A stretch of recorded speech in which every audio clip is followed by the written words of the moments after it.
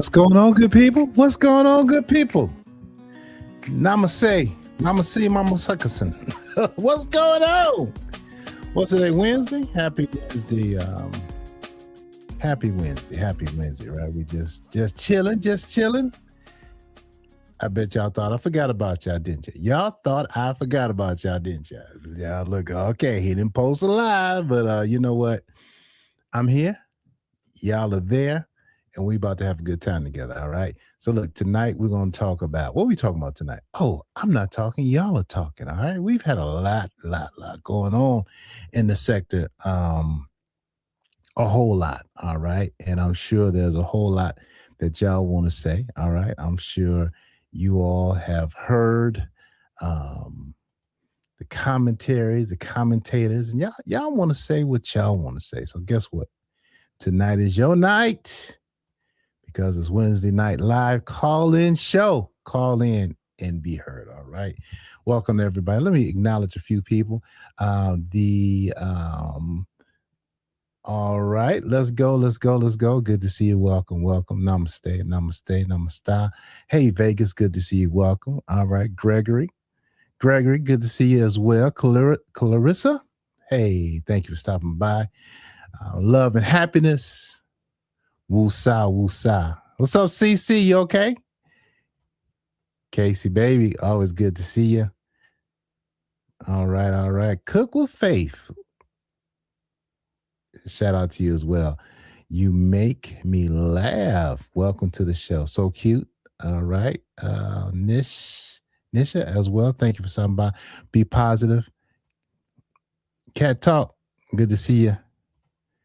Carmen Eats as well. What up, Tampa? Good to see you, brother. As you traverse these highways and byways, hope your night's going well and safe. Let's get it.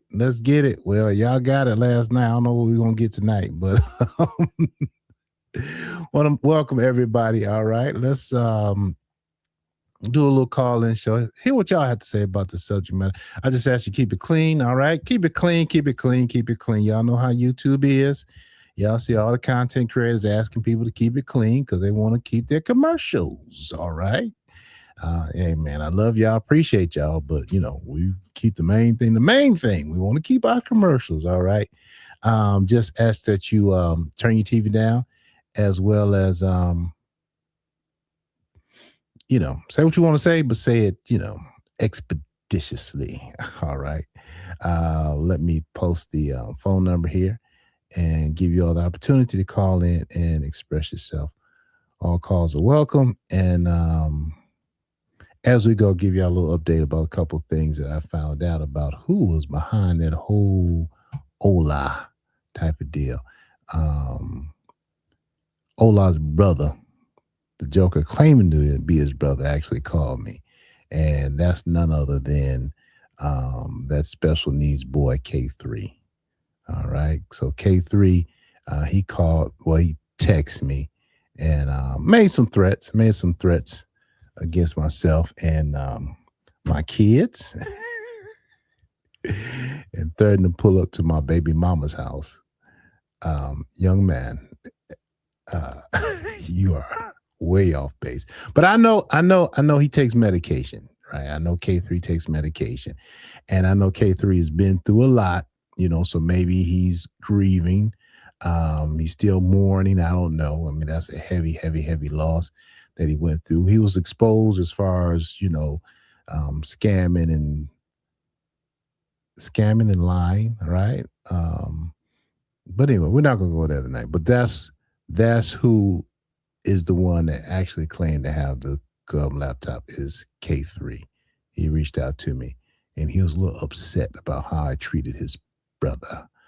All right, that's about as much light I'm going to give that subject tonight. So let's turn on the phones. Let's see what we get. I'm going to let y'all call in tonight. I'm not calling back, all right? And hopefully you catch the line when it's open.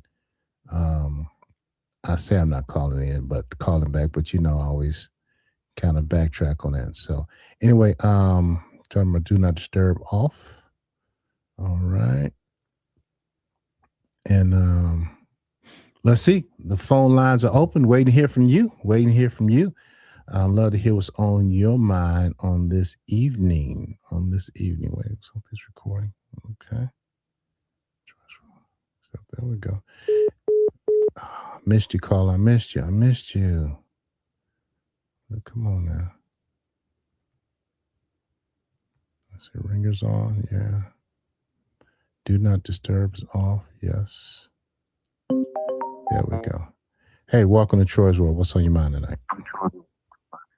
Hey Troy, how you doing tonight? I'm well. I'm well. I'm well. Let me check my volume. Make sure you are in the mix. Yep, you're good. You're good. You're good. How you doing tonight? I am well, thank you, thank you. So, okay, I wanted to know, with you being a man, an uncle, a father, things like that, when you are in public, when you are around family members, when you are around your children's friends, nieces and nephews, I don't know if you have grandchildren, is it second nature for you to watch how you speak and approach and your demeanor and body language when you are around specifically females that are on the younger side, 18 and under, even 25 and under. Is that second nature for you, or is that something that's, is it hard for you to watch the things that you say to them, to not speak sexually? You might see a young pretty female, 18 years old, 17. You know that she's young, very pretty, kind of, ditzy, just young and immature. Is it second nature for you to kind of pull back, be more cautious? Or, that's just, do you feel like that's something natural as a man? And the reason why I ask is because of, all this stuff Marcus has going on with these children, and with him having children as well around the same age, it seems like the caution would be a little bit second nature. So I don't even know what I'm asking you, but do you feel as if it's hard to be cautious, or is that second nature? Um, so let me tell you just a quick story. All right. So we usually go celebrate Thanksgiving with the family at my sister's house. And so my nieces Mm-hmm. who are um 19, 20, when they started growing up, and so they're around the house, so they walk around comfortable.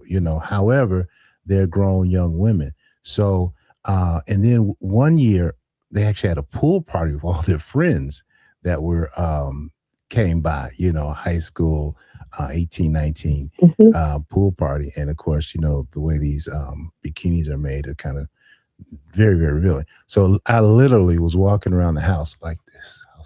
I was looking at the ceiling, Mm-hmm. and my niece said, Mm-hmm. "Uncle Troy, what you looking at?" I said, "I'm looking at the ceiling because I can't look down because you all are overexposed, Right. And so, Right. yeah. I think, and plus, I'm extra cautious with it because it's always interesting. A lot of times when something bad happens, it's the uncle. It's the uncle. So Mm-hmm. I Mm-hmm. I leave no room for no error, no miscalculations. Mm-hmm. My niece want to go to the store. I'm going to the store. Hey, Uncle Troy, can I go with you? Yeah, bring your brother with you. All right, we got no room for Mm-hmm. Mm-hmm. misinterpretation. Conversation, As you should. the conversation I have at the barbershop, of course, will be different than the conversation that I have with women around, first of all, and especially with young women Mm-hmm. and family members. That's where my, I guess, moral standards are. But that's me. So it's definitely second nature. Oh, absolutely. I mean, I know second nature, that's the right word I want to use. I'm deliberate to make sure that I go the extra mile, that there's no kind of misunderstanding or misinterpretation of, and there's subjects I just don't talk about around them because of the age, So yeah. Right. And last thing, do you tend to think about your children or your nieces and nephews if you are in contact with, children, younger females or children? Even, I'm not sure, you probably don't, but, if you were in contact with a homeless female or something like that, it's clear that she's young, things like that. Do you tend to think about your children first, and it causes you to be more cautious with approaching them with conversation and whatever it is? So I don't know if what I'm about to say applies, but I do how I treat like my workers, the lady workers that work for me, the way I treat women on the street. I try to treat them in such a way that I would want my mother, my sister, my daughters to be treated, right? And I noticed a difference. But a buddy of mine, we were talking about this the other day. A buddy of mine, Carl, he has 4 sisters. I have 1 sister, right? But our other buddy, Kareem, it was all boys in his house. No sisters, right? And then my other buddy, Kurt, there was no sisters. And growing up, the way they dogged out women and girls was just horrific, but Carl and I, we would step in because we had sisters like, dog, what are you doing, trying to fight this girl because she won't give you her number? Chill out, man, because it gave us an extra bit of, I think, realization that, hey, I won't want somebody to treat my sister, my mother, or my daughter like that. So I don't know if that answers your question or not. Absolutely. That's all I wanted. And I feel as if with a man, with a grown man, it should be second nature not to approach children. Your channel appreciates you when you asked them and told them they needed a guardian to speak. The way that you're moving on your channel, we definitely appreciate you, and just keep going. Have a good night, Troy. Thank you. You have a good one too. Appreciate your call. All right. First caller. Phone line's working all right. The phone line is open. If you want to call in, feel free to call in. All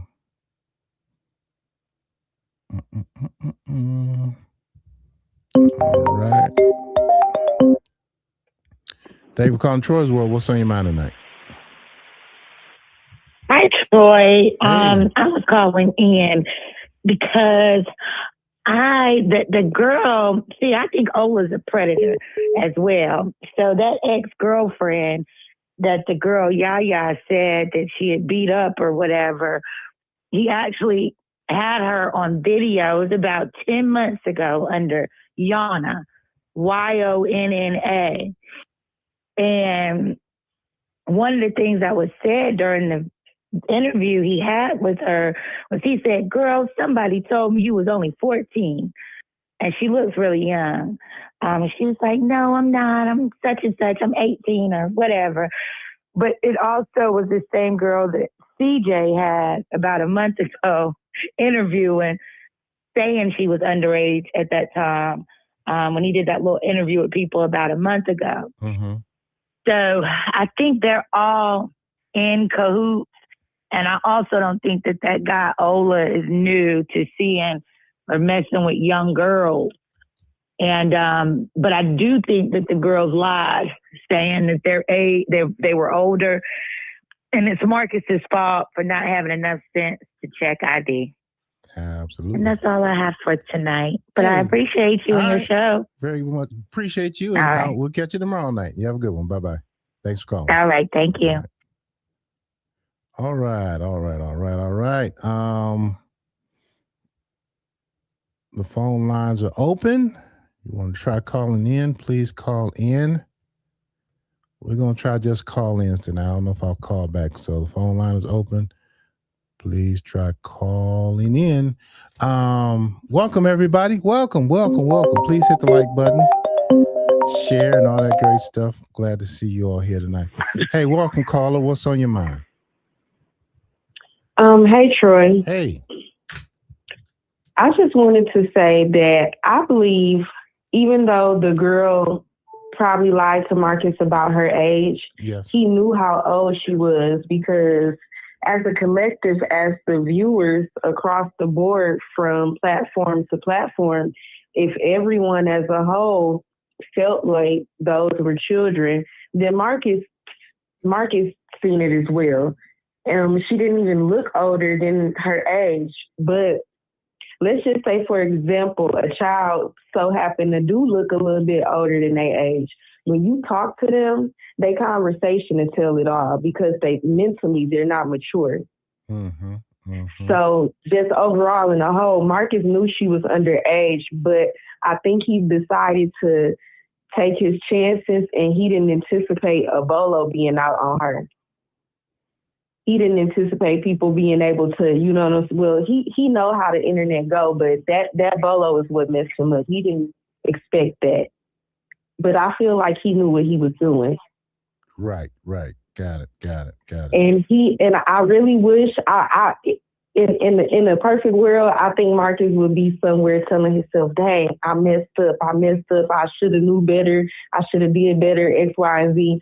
But I don't see him taking accountability. I think he probably blaming the kid for doing what a kid do, which is lie. He probably said, oh, that little girl lied to me, But the display last night, that just go to show you why you don't have no type of dealings with kids.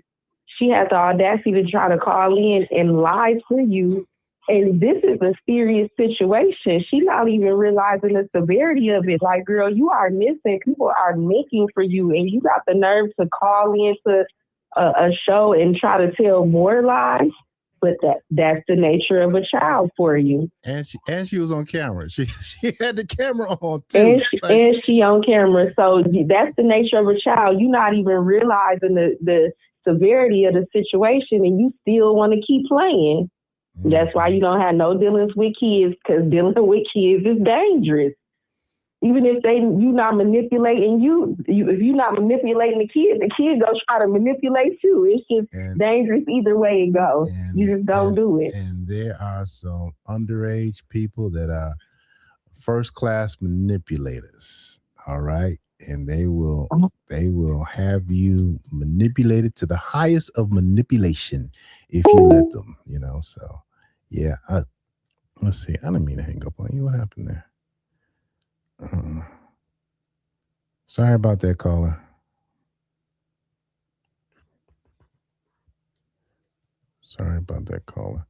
All right. Let's see what we got going on here. Yeah, caller, I didn't mean to hang up. But I think we're done. Thank you so much for calling. You always make great points when you call.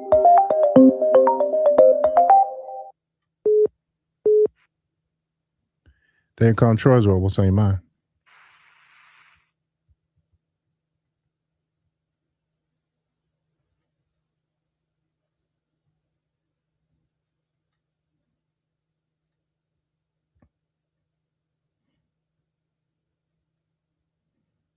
All right.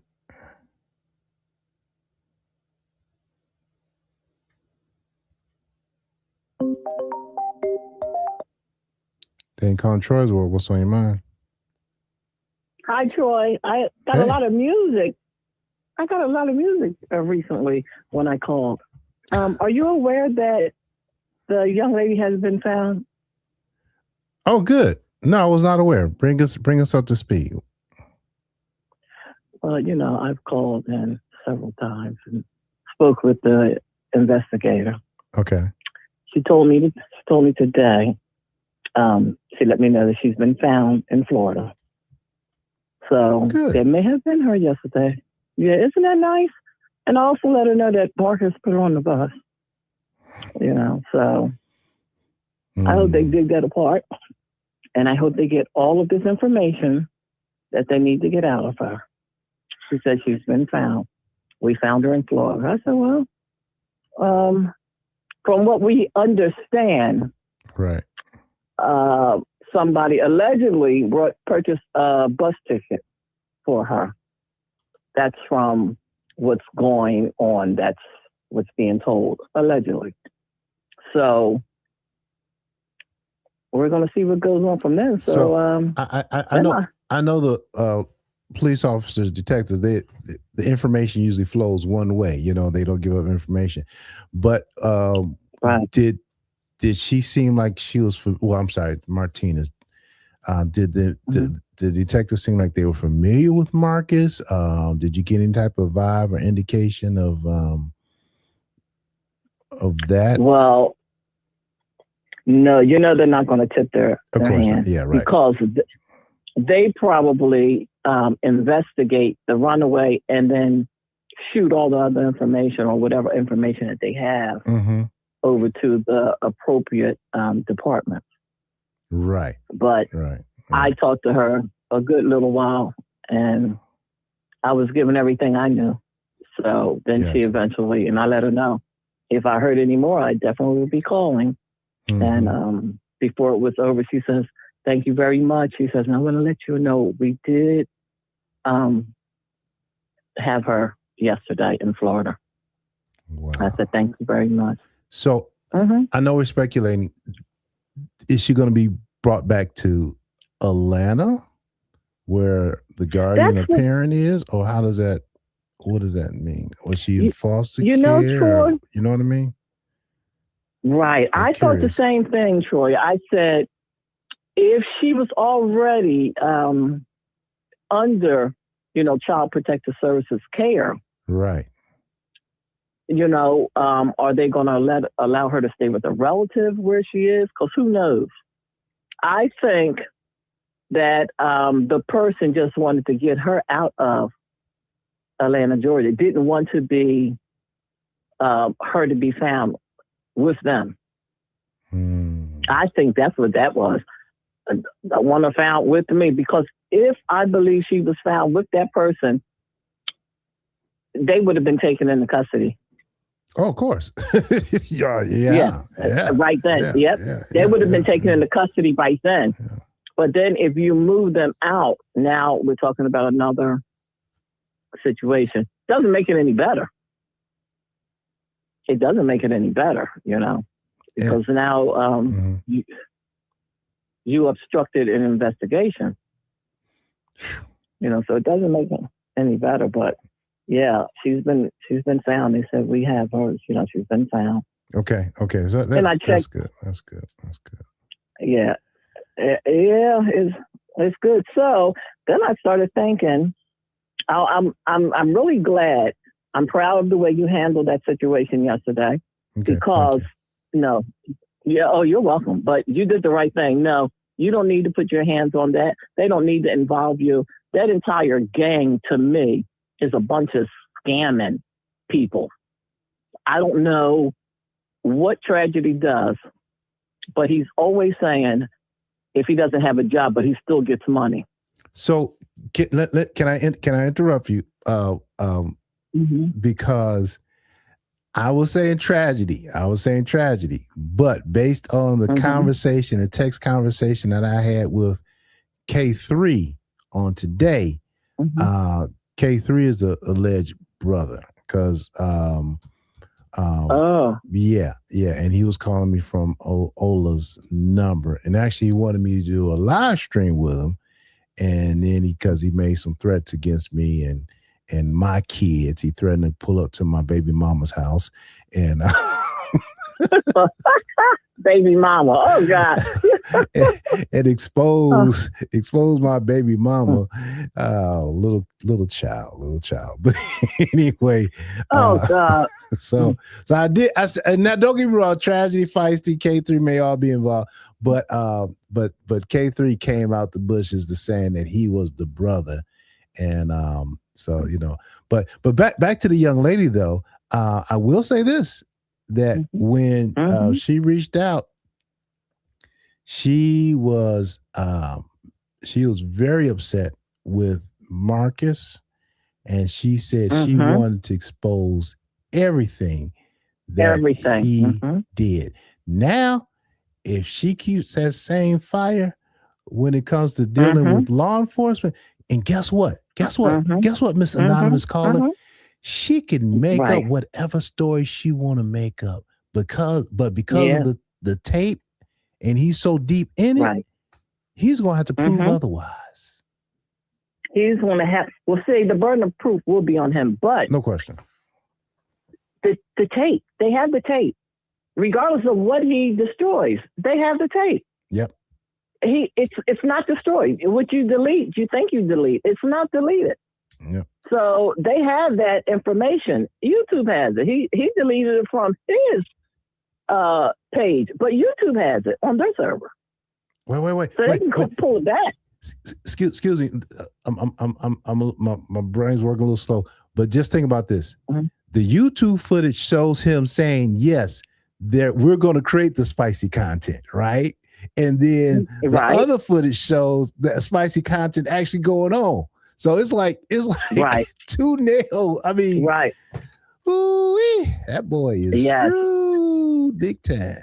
And what people weren't talking about, because he may have deleted that, he had a conversation with her after the spicy scene the next morning. And she was telling him about someone wanting to give her a car, but she felt bad because she told him that she was homeless and 18. And he said, well, why do you feel bad? Because you are 19. And she said, well, yeah, I'm 19, but he thinks I'm 18. She living up then. Mm-hmm. And he told her, he says, well, okay, everything went well last night. And what I want to move in further with, do you think, whatever that guy, Ola, do you think your boyfriend would be receptive to a threesome? Dummy. Can you believe that? Where's my friend Sanford hat? Yeah. And that's on video too, because I watched it. He deleted that. You big do you think dummy. Yes. Yep. Be receptive to a threesome. So hopefully she will tell it all. Right. Right. Listen to this. Yes. Unbelievable. But he still believes that he's untouchable. And he's being out of his mouth, he's being railroaded. Now, who the hell is railroading? That's what he said. What kind Himself. That is crazy. Jojo, thank you so much. I'll try to look forward to your live. Stay blessed. You stay blessed as well. Thanks so much for that super chat. Miss Anonymous Caller, look here. Yeah. When the trial starts, all right, I'm already dedicated to do some live coverage on that. I'm telling you, when, and we don't know when, all right, but I can't see how it's not going to happen. I mean, it's just no, they got him. They got him. And like I said, when he first started that site, I said he needs to be putting money up for his legal defense because he's going to need it. Instead of going around getting tattoos, he's going to need that money for an attorney. See, attorneys can tell you, oh, give me $5,000 for the retainer, give me $10,000, and we'll get you off. And then they start backpedaling. Because then they say, well, you know what, we're going to give you this deal. Mm-hmm. And this deal would be, because they'll tell you, oh, well, you know, I thought it was this and it's a little that. They promise you the moon. Of course. To get that money. Of course. And then they start backpedaling. So that $5,000, you know? Mm-hmm. Yeah, that's the tip of the iceberg. Criminal defense costs plenty of money. And at the federal level too? At the federal level. Yeah. He can ask well, I don't want to put my man Bill Cosby under the bus, but he can ask some of these people. Yeah.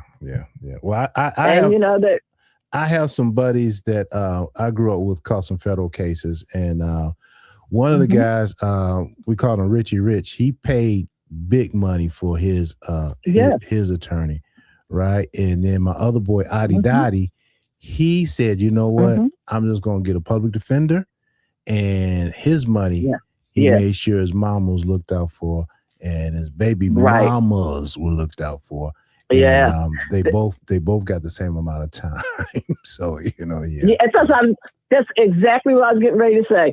He used common sense because he knew whatever charges he had, if they had evidence, it wasn't going to get you off.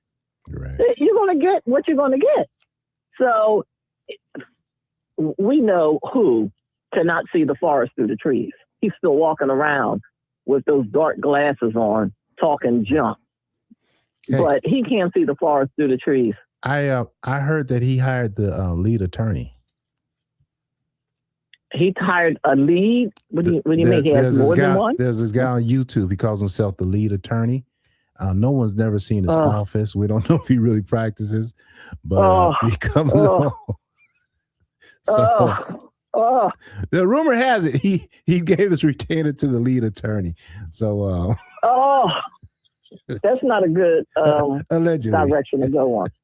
Yeah, a lead attorney from YouTube. Well, maybe that was the same lead attorney that he claims he had always, right? He gets a lot of views, but yeah. Anyway, I'm just bad. A lot of bad advice. That's what I heard.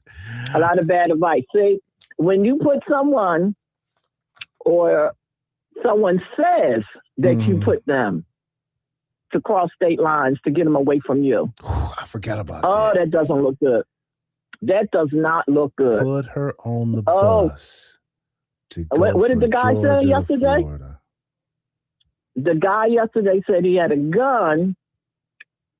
Well, that's intimidation. And made her give a video saying that she lied to him. Well, who made her do what you made her do on video? Yeah, it doesn't look good. Yeah, that knock is coming. So that same knock that you did last night with the feds at the door, I hear it too, and it's a loud knock. You know, he better not think that he is so cocky and he does what he wants, as he said on one of the platforms when he was yelling at Los Angeles Street Blog. He got really nasty with him and a lady named Jessie, and they were not talking about him. Right. And he got on there and he said, "I do what the F I want to do. You don't know that by now?" I said, "Oh, it was so nasty and it was so horrible." And that's why LA Street Blog started his own platform. And he let that man know, "You get up with me." He said, "You know, I don't do business like that. Get up with me. You don't talk to me like that." And he talked to him very nasty. He was very nasty. You would have thought that he knew the man. The way he was trying to call him out, but you know, he was talking to him like that because he was on the internet and he was miles away, and you know, probably had a little liquid courage. So, you know, that's why he was acting like that, because he was rolling, he said he's rolling joints. That's what he said. And you could see him on camera rolling joints. Yeah. That's what he said. He's definitely dated himself saying joints. But hey, I appreciate your call as always. And let's go. Let me get through the rest of these calls and you have a great night, okay? You do the same. And everyone, please hit the like button in the chat. All right, Troy, have a great night. Take care. Thank you. And Bye-bye. That music, before I go, that music you need to put on, what is that? It's a stream or something, because your music is fantastic. Some of it sounds like it can hit the bill chart. Have a great one, Troy. All right. Take care. Thank you. You have a good one too. All right. Phone line is open. If you want to call in, feel free to call in.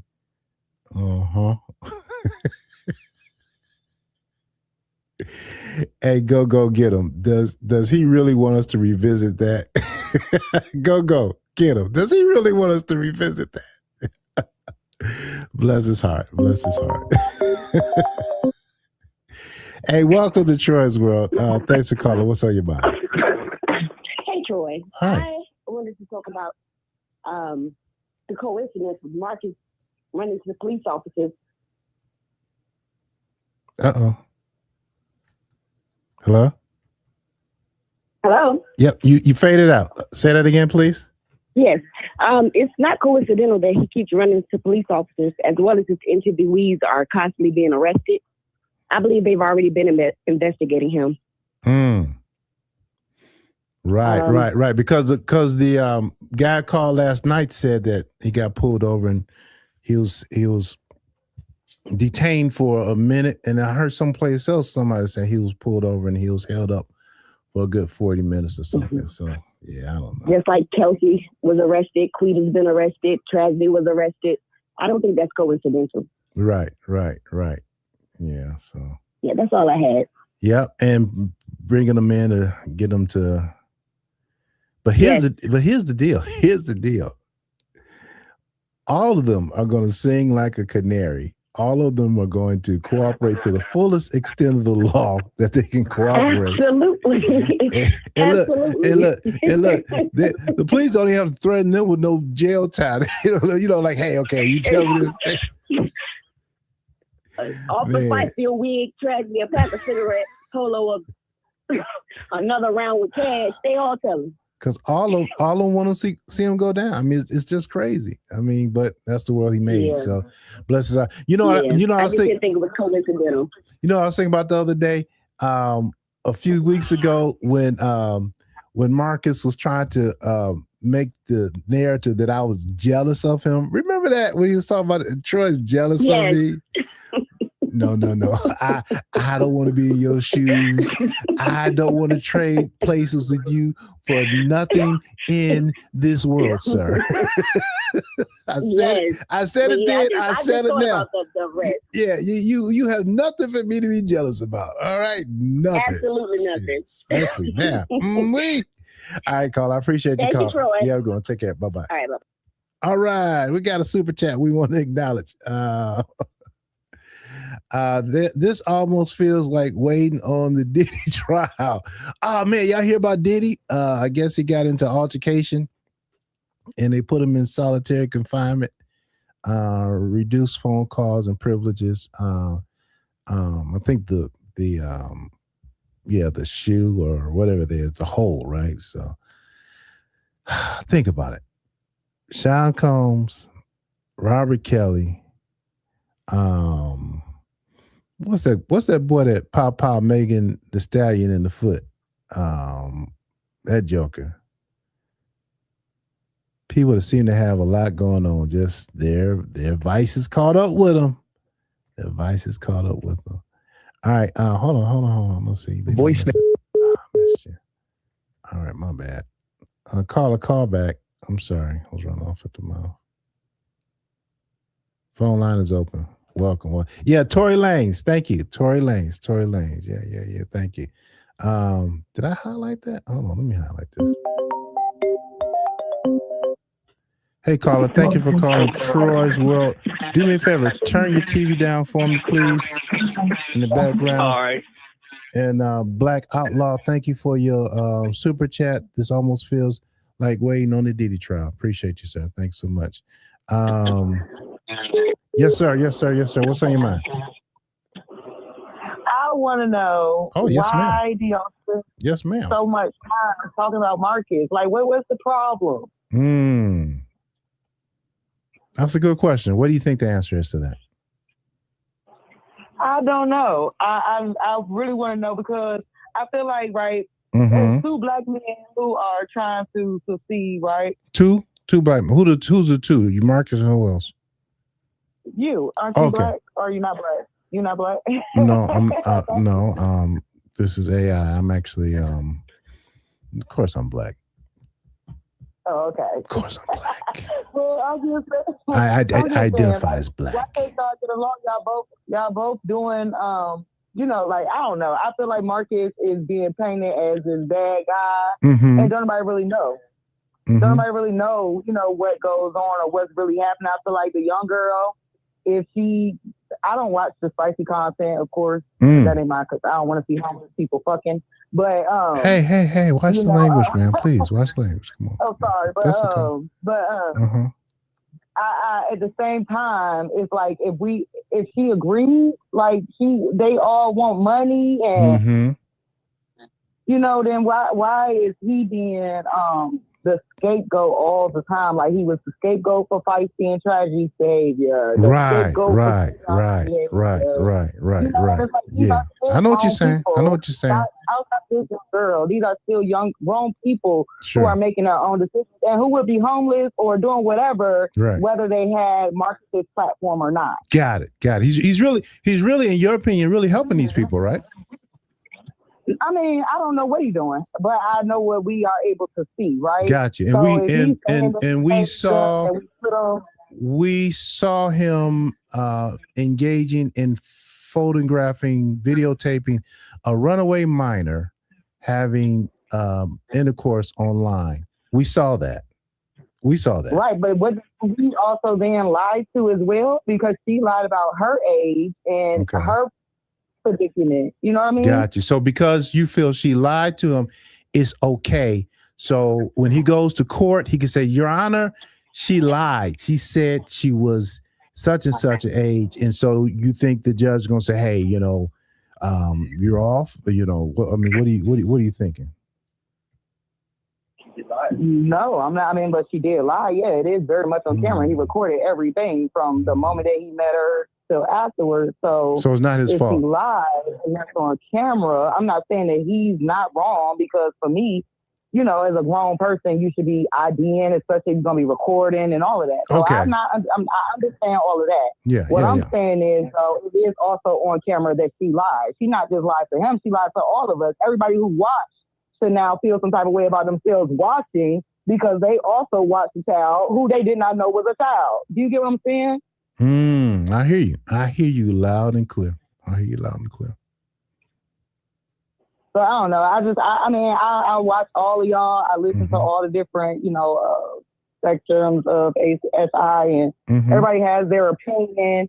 And I don't know. I feel like all human. We all humans, right? And Marcus ain't perfect, and he ought to stop portraying himself as such, because then when stuff like this happens, you know, he's crucified. You know, when he breaks the law, and we talk about it, then that's what you're saying, crucifixion, right? We should kind of look the other way. What are you saying? Don't talk about it. What are you saying? No, I'm just saying that y'all always talk about the negative. Y'all, it's like y'all certain people. When I say y'all, I can't speak for y'all. I can only speak for myself. Troy, you always talk about the negative. That is not true. I have videos on my channel where I complimented Marcus, even to the point that many of people were criticizing me. All right, you go to Psychology Eats. I was in her chat today. She said, "Troy, I didn't know about you because you were too nice to Marcus on some occasions." So no, that's not true. That's not true. I compliment him when he does. Look. Can I give you an example? When Marcus came back from vacation, he did a very, very, very, very nice video where he gave an older gentleman some money to get a bus ride back to wherever he came from. And I did a video that said Marcus is off to a great start.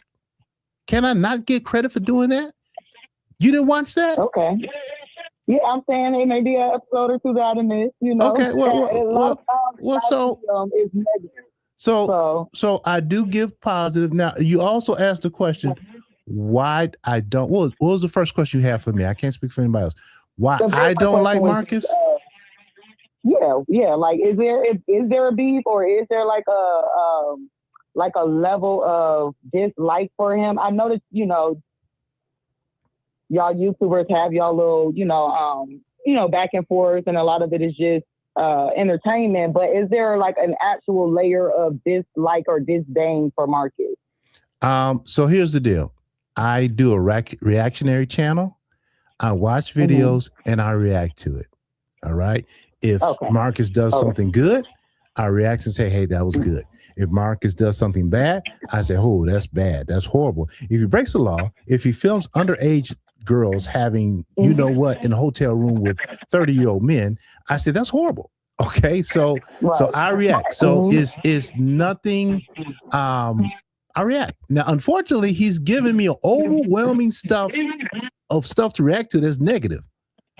That's simply dumb. Right. So for you to say I dislike him, I dislike some of his actions. I dislike some of his ways. Right. Okay. Fair enough. Well, I guess that's really my question. I just wanted to know if there was like really a level of disdain, or, you know, it wasn't really me telling you that you dislike him, but I wanted to know. Yeah, there's a level of disdain for his actions. I have a daughter, I have a mother, I have a sister. Right. Okay, that girl was underage. Did you see when that girl tried to come on my show yesterday? No. Huh? No. Yeah. So there's a video titled Yaya and Ola. It's in the first part, right? She tried to come on the show, and I asked her how old she was. She said 17. I said, well, you need a guardian. All right, you need a parent. And she wasn't able to provide that, so she had to go. The truth and not the respect. She didn't give that same respect to Marcus. How do we know that? How do we know that? How do we know she didn't tell Marcus I'm 17? How do we know that? You're right. Okay. And how do we know Marcus didn't tell her to say she was 18 or 19? Or, hold on. Let me defend Marcus. All right, come on with me. Let me defend Marcus. How do we know that girl didn't lie? Okay, or how do we know that girl did not lie to Marcus and say, yeah, I'm 19, 18? She might have said that. But my thing is Marcus as being the businessman, my thing is Marcus being the grown man, Marcus being the adult will say, wait a minute, let me see some proof of that. Yeah. That's all I'm saying. Yeah, I think you're absolutely right. When it comes to that spicy content stuff, he should definitely cross his T's and dot his I's, and this would definitely be a freaking lesson for him. But, you know, that was just I just wanted to know. Let me ask you. I didn't know if y'all know each other personally and it was like beef or if it's like, you know, I didn't know. No.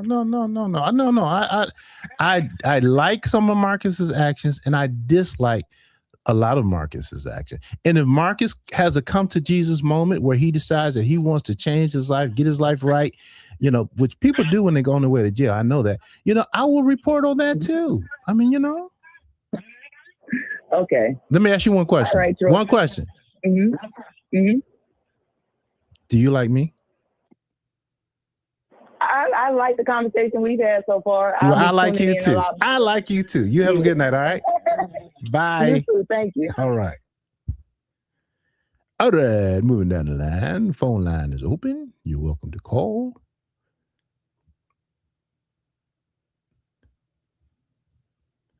As we discuss likes and dislikes, suspected spam.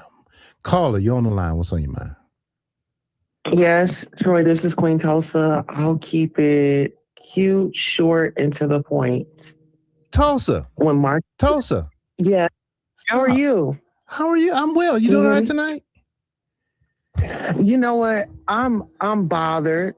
Can you tell? Okay, well, share. Hold on. Let me turn this interruption off so we have no interruptions. All right. Okay. Share what's on your mind, Tulsa. Well, I'm bothered because I have a 17-year-old child that's about to go off to college, and it just hits different. Whether if the young woman said, you know, she was 18 or 19, I would ask, well, what year were you born in? You would determine from that point on if that person is lying. You get what I'm saying? Yeah. When it comes to them being at that restaurant, I don't know if you caught it, but they were having conversation and Marcus was like, yeah, y'all can get what y'all want. And I guess Marcus was like, I know him. And then the girl was like, you know him? And then that's when she looked at her friend, Kaylin, because it was like Taylor was on it. I think Kaylin was kind of lost in love and bliss. You know, when you're young and you think you got love, you think you got it going on. Can't nobody tell you nothing. You know, I'm just speaking of, you know, being young and growing up. But when it comes to Marcus, you have daughters. How are you not able to identify?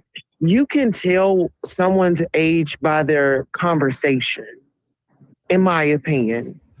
And like I said, you have daughters, and the whole vacation and him putting the camera on his daughters. And, you know, my biggest question is, why is it that the makeover people have to spend their hard-earned money or put in donations with the other people? Why isn't Marcus putting in a good chunk of that? Why isn't Marcus investing into their looks? Because people want to focus on, he's doing good, this, that, and the third. Well, $20 for an interview and, you know, $130 to be in a scene. Yeah, good for the moment, but this could have consequences and repercussions for the rest of my life.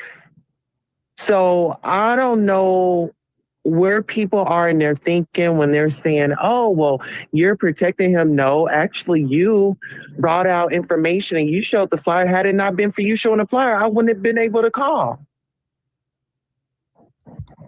Yeah. So I'm just upset. I'm just Troy, and I didn't even get my introduction. And we can do that before I hang up, but I'm lost. I'm confused. What you talking about introduction? What introduction? Well, hello, Troy. How you been? How's the family and all that? We did. We did abbreviated okay. version. Hey, thank you, Tulsa, for calling and sharing, and hope you feel better and you have a good evening. Okay. No, I'm gonna be better. It's just the situation's got me feeling all sorts of type of ways, and I need people to not leave their brains in bed when they get up. Take your brain with you, and do what's right. Thank you. Good. Thank you, Tulsa. Appreciate you calling. All right. Phone line is open. Feel free to call in if you so desire.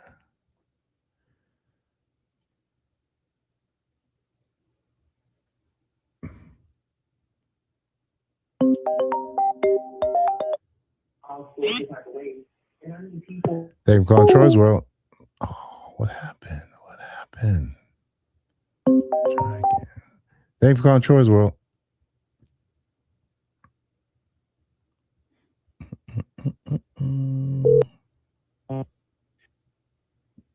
Hit the wrong button. Me hang up on you, my bad.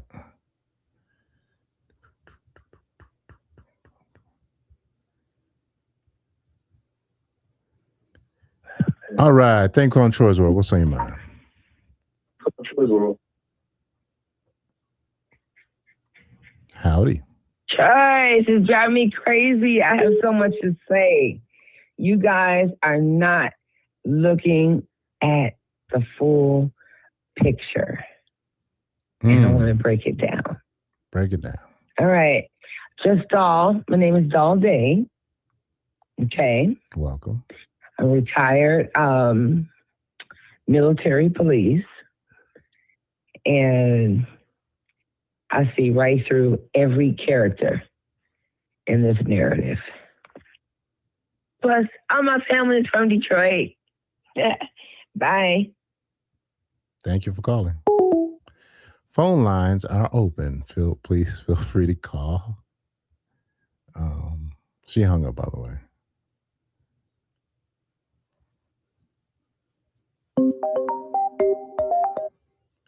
Thank you for calling Troy's World. What's on your mind tonight? Hey, good evening, Troy. Good evening. How are you? It's Robin. I'm fine. I'm so glad that I was able to finally reach you. I called like 6 times, but I'm visually challenged, so I don't be in your chat too much. Okay. But I just wanted to say I'm so disgusted with Marcus. I've been following him, subscribed to him for quite a few years, like prior to Sunny and all of that. And, when he started getting a little more raunchy and everything, when he started asking the interviewees, the terrible questions about, them liking stuff and all that, I really, really strayed away from him. But I still, looked at him. I look at you as a godsend, because you're very respectful, and I just, what Marcus is doing out here is really disgusting.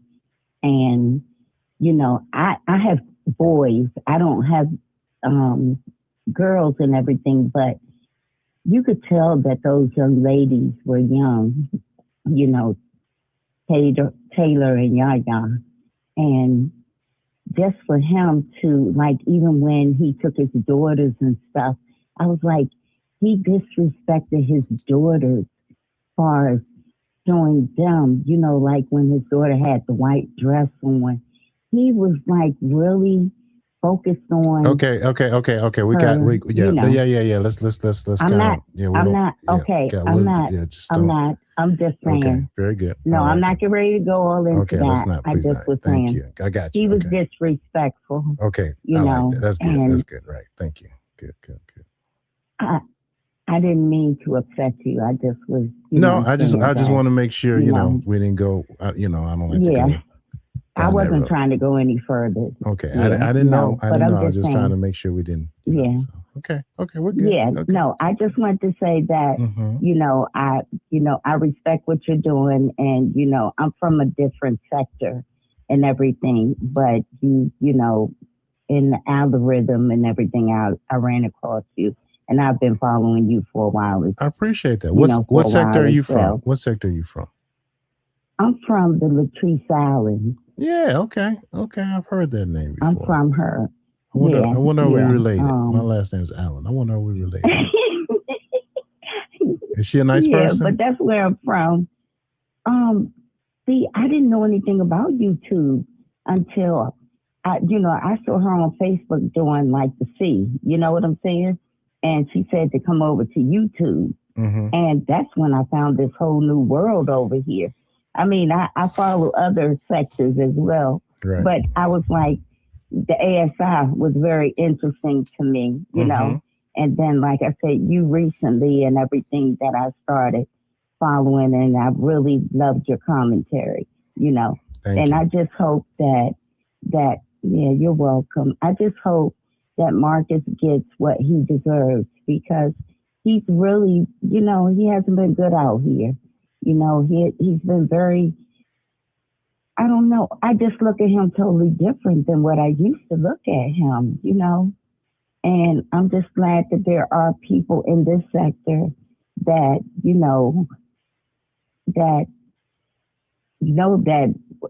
as far as the men, this is a sector. I've never been in a sector that has as many men that, stand up for the women and the children. And just hearing you all and everything, I just really respect you all. That's all I wanted to say. Hey, thank you. Thank you for saying here. I will. I appreciate you. Yep. Thank you, ma'am. Yeah. Thank you so much. All right. Good hearing you from you. Have a good evening. Bye-bye. Okay. Take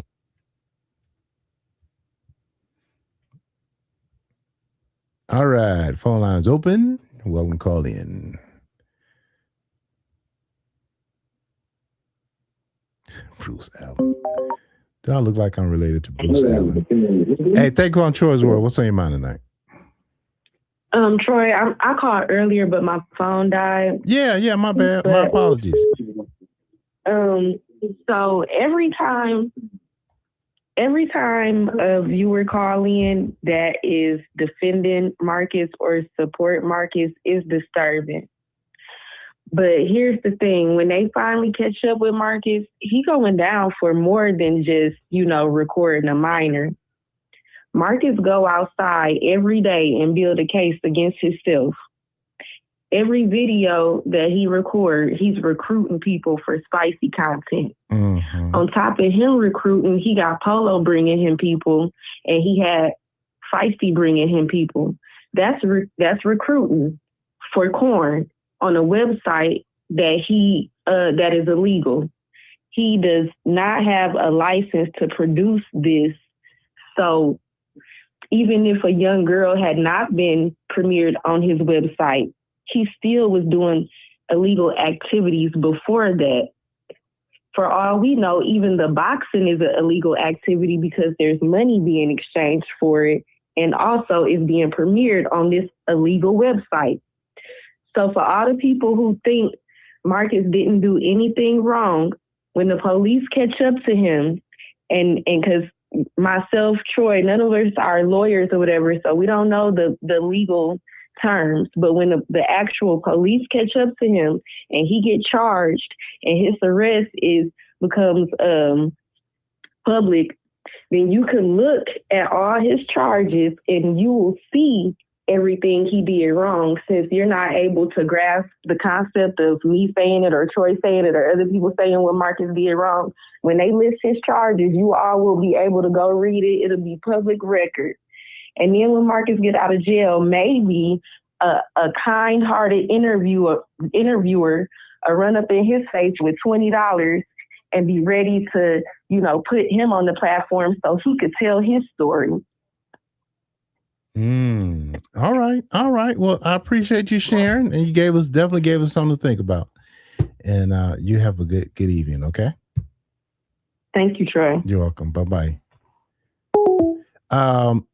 No, someone said my moderator changed the setting. I changed the settings. So I had that 1 minute, which was a mistake. It should have been 30 seconds. So, but I did change that. So no, don't blame it on Miss Vegas, because she's the moderator with the mostest. She's the excellent hostess for Troy's World. Phone line is open.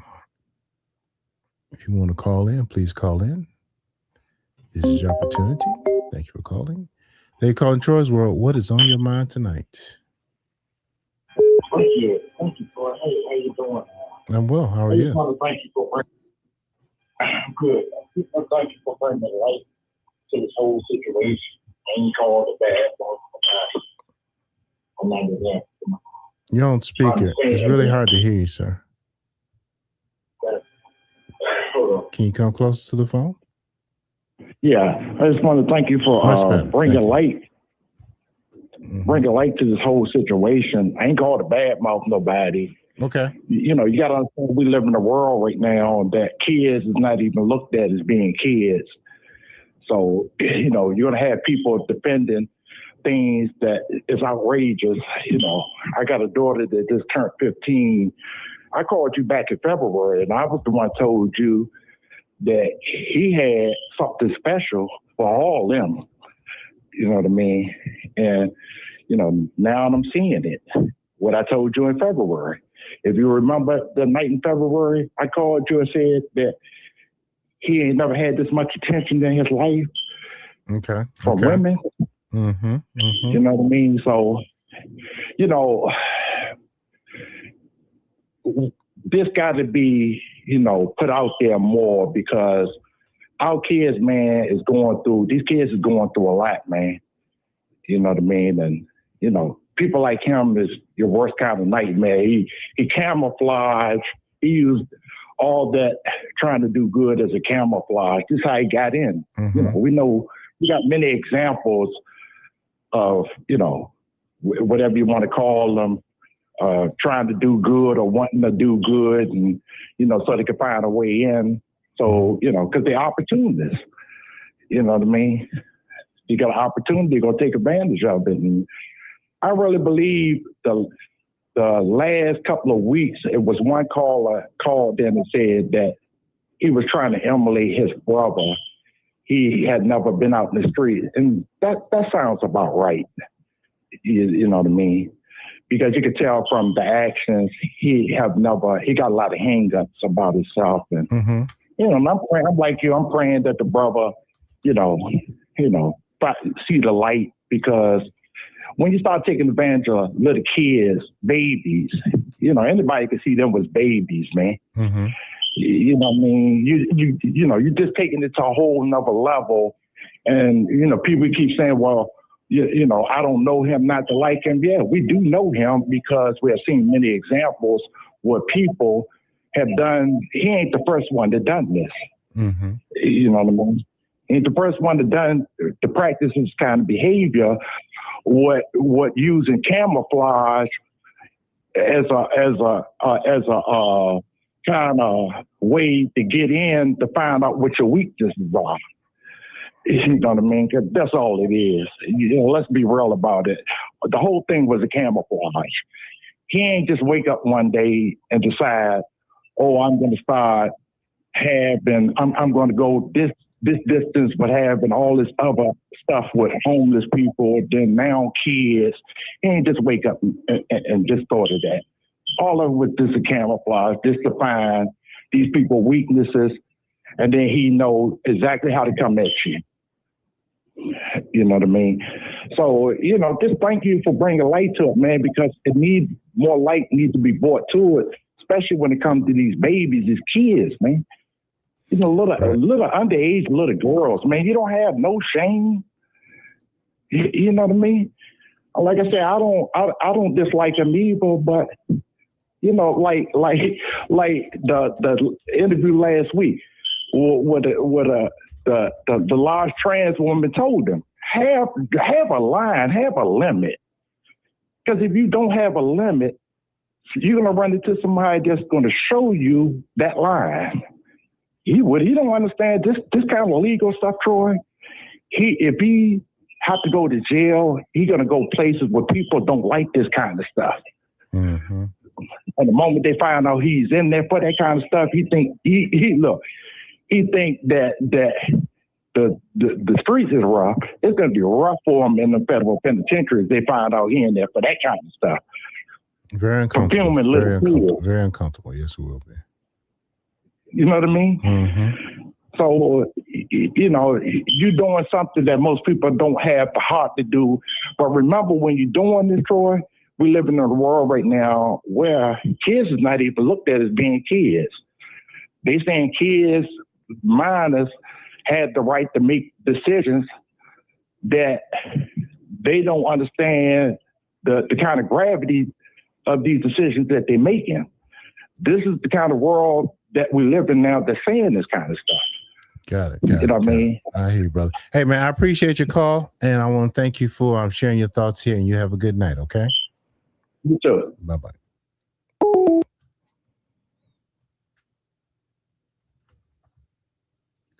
Bruce Willis is not from no Inkster, Michigan. Are you Wi-Fi?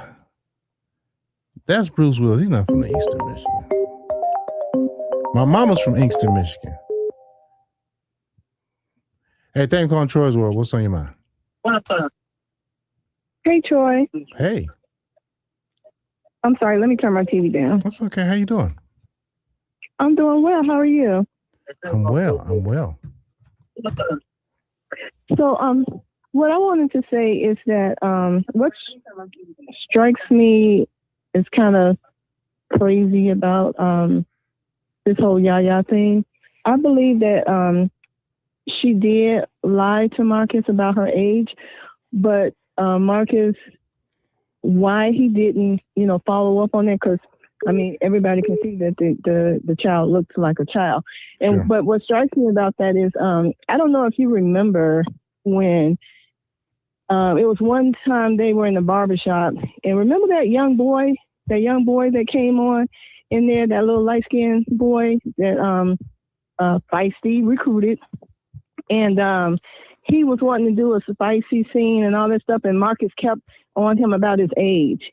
He kept saying, like, you look like you 15 or whatever. He was, he really looking at this boy, because everybody looking at this young child and saying the same thing. Mm-hmm. This little boy looked like he was about 15 years old, and Marcus didn't do anything with him because he kept saying that he looked young, he looked underage.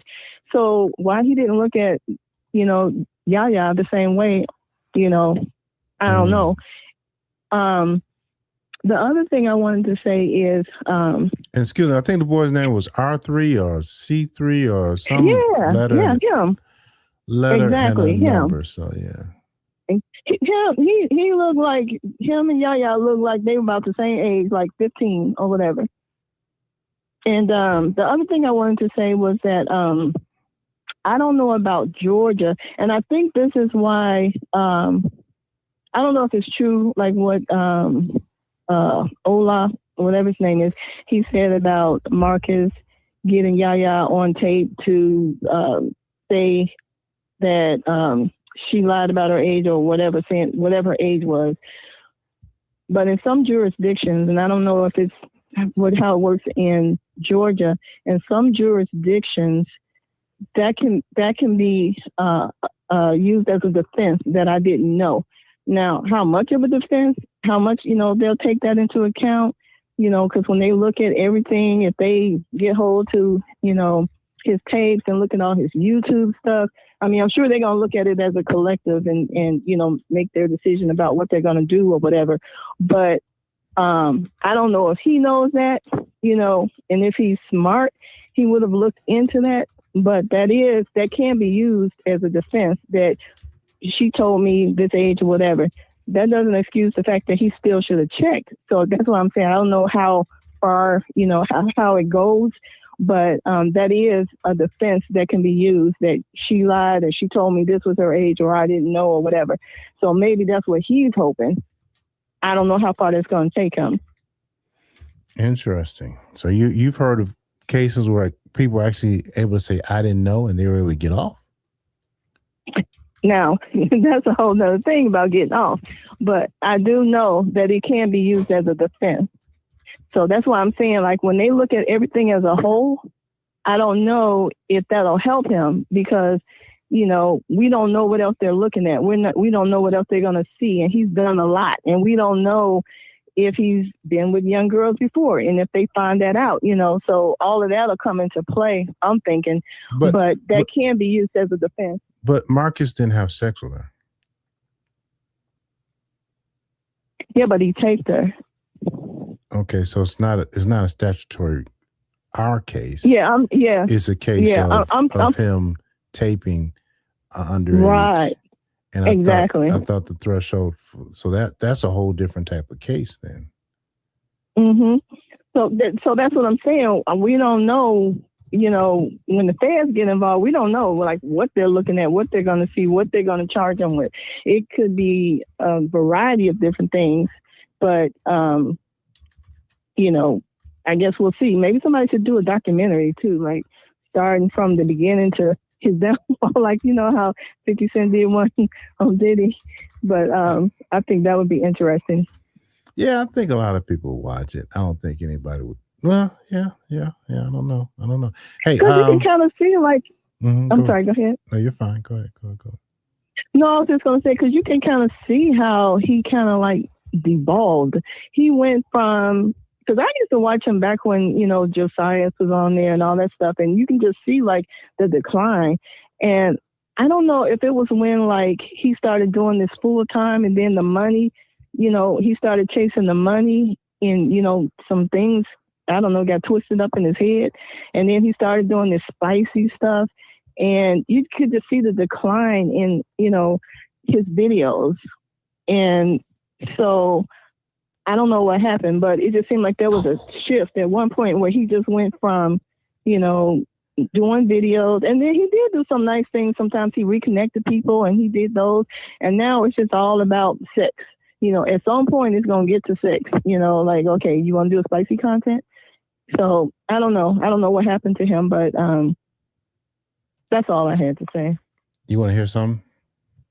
You got a minute? Yeah. All right, let me make this big on the screen. Is that going the right way? Okay, that's too much. All right, so I asked ChatGPT, in Georgia, can you use the defense that the defendant didn't know the age of a minor engaged in the filming of porn for public consumption? The short answer is generally no, not for producing child P involving a minor under the age of 18. So okay. So yeah, so I was getting kind of lost in the sauce. So the crime would be the producing of child P, right? Georgia's child sexual expectation statute makes it a crime to knowingly use or employ a minor under 18 in actual explicit conduct for purpose of creating visual media. The prosecution generally must prove the defendant knowingly engaged in the prohibited conduct, but a mistaken belief that the person was 18 or older is generally not recognized as a defense under this statute. Okay, so in Georgia, he cooked. It's important to distinguish this from another Georgia law for the offense of distribution harmful materials to minors. The statutory definition of knowingly expressly provides that an honest mistake about a minor's age can be a defense if the defendant made a reasonable bona fide attempt to assert ascertain the minor's true age. The defense is specific to that part of the Georgia Code and does not automatically apply to the child sexual exploitation production offense. All right. So the other one, that first one, the defense of not recognizing mistake belief that the person was 18 or older is not recognized as defense. So if you're asking specifically about filming P for public distribution involving someone who turns out to be under 18, listen to this. The defense of I didn't know the person was a minor is generally not available under Georgia law, according to ChatGPT. Whoa, Nelly. Well, that could have only been his little. I don't even want to say saving grace because I think they would have too much on him. But yeah, if it's not defensible in Georgia, then because the other really side of that is you should have known. You should have taken the precautions to make sure. Yep. And he distributed. He put it on his. I don't know, something about reading this really just made it hit home for me. All right, call me slow if you want to, but that was, dang, yeah, that boy's, he's done. That's pretty bad. He's done. It's pretty bad. Yeah, it's bad. Okay, that's bad. But here's the next question: What is the punishment? I think that's a good one to ask, right? What is the hold on, let me put it back. What is the punishment for okay, hold on. So how should we word this? What is the punishment? I don't know if punishment is the right word. Is that the right word? What is the sentence? What is the okay, let's say punishment for breaking this law. Let's keep it simple. Breaking this law. Hopefully you know what I'm talking about. Let's see what it says. Searching the web. Okay. Let's see. Oh man. Ooh, Jesus. Ooh. Excuse me. Damn. For Georgia, you see that? For Georgia offenses of sexual exploitation of children, such as using a minor to produce P, the penalties are severe. For a first felony conviction, the punishment is generally, wait, let me say it again. For a first felony conviction, wow, the punishment is generally 5 to 20 years in prison. A mandatory minimum, you get this, a mandatory minimum of 5 years. A fine up to $100,000. In many cases, additional sentencing provisions applicable to actual offenses also apply. If the defendant has a prior conviction, which I don't think he does, for a qualifying felony, the punishment increases substantially. Look at this. Life imprisonment or a split sentence involving imprisonment followed by lifetime probation. Electronic monitor, depending on the facts of the case, a conviction may also carry other significant consequences, including registration of, offenders, Georgia. Separate charges if there are multiple images, multiple images. Because this is video. A separate charge. Whoa, wait a minute. A separate charge. Multiple images, multiple victims. Wow. So what if it's a videotape? What if it is, bear with me, what if it is a video put online? I know that's real, online and sold to the public. That's kind of vague, but let's see what it does. All right, Public. Did I spell that right? Okay. Let's see.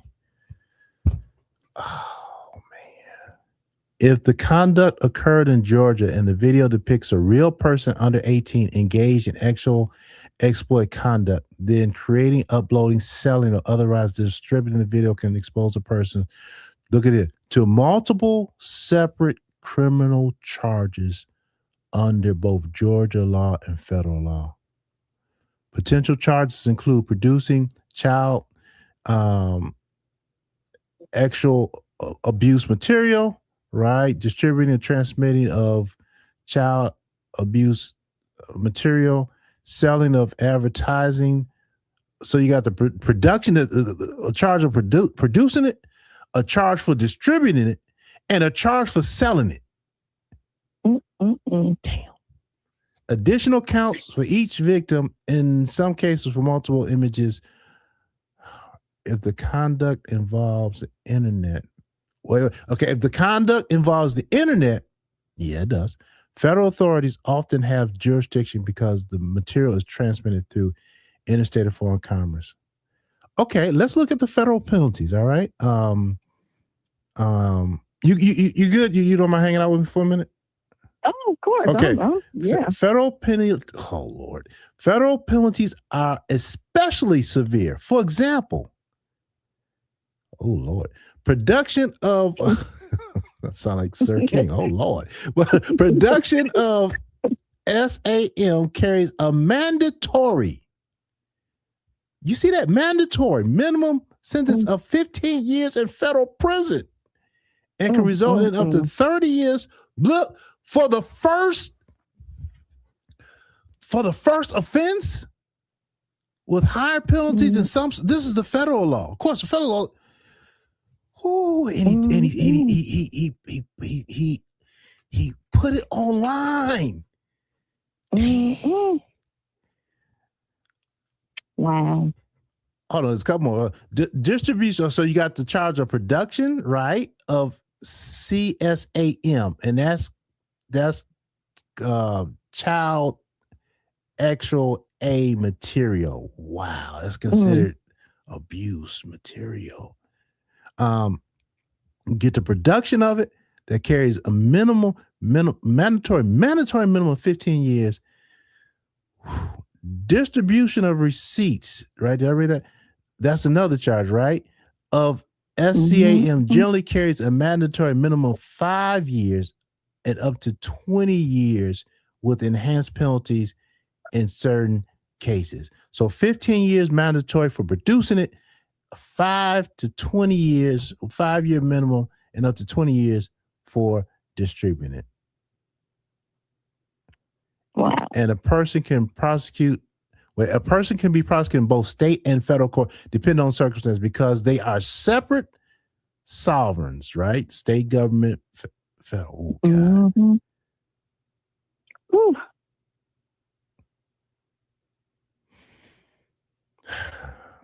It is not looking good. What if Yaya disappears? What if Yaya disappears? But see, the thing is, though, I don't know. I think Yaya would just be like the icing on the cake, because once the feds get involved, they're not just going to be investigating what happened with Yaya. Now they're going to dig it all up. And but Yaya is clear cut, and I think at this point it doesn't matter if Yaya is there or not, right? They don't need Yaya. Think about it. The evidence. They got it's on his website. They got him filming it. They know Yaya's information. They know her age. So regardless of what happens to Yaya, good or bad or whatever, or Yaya, say Yaya, because I'm thinking, what if Yaya refuses to cooperate? It don't matter. It would be like, I think those DV cases. Wow. That's terrible. It's terrible. Minimum of 50. I don't think any. Damn. And I don't know why I say damn, but I don't know. Look, you do the crime, I get that, but I guess I do have some empathy. Don't beat me up for saying it, y'all. But man, I just wish he would have did better for his children's sake. For his children's sake, you know what I mean? Yeah. And for the victims as well. And how many more cases are there when you start looking into his? Exactly. Because you just don't do this. He gotta have some good attorneys because they don't. I don't think it's mad. I don't know how he's gonna get out of this. I don't think he's gonna be. I think he's done. That joker better save his money. All right, give it to his mama. So give it to the girls, because how can you you can't the defense of I don't know don't fly. So you can't say I didn't know. What other defense can you have? That's the only defense he can have, and I don't think it's not going to be good enough. I mean, that's the only defense. What else could he say? I mean, there's nothing else he could say. He did the crime, and it's out there. It's evidence. So I don't know. It's sad, but I think he's done.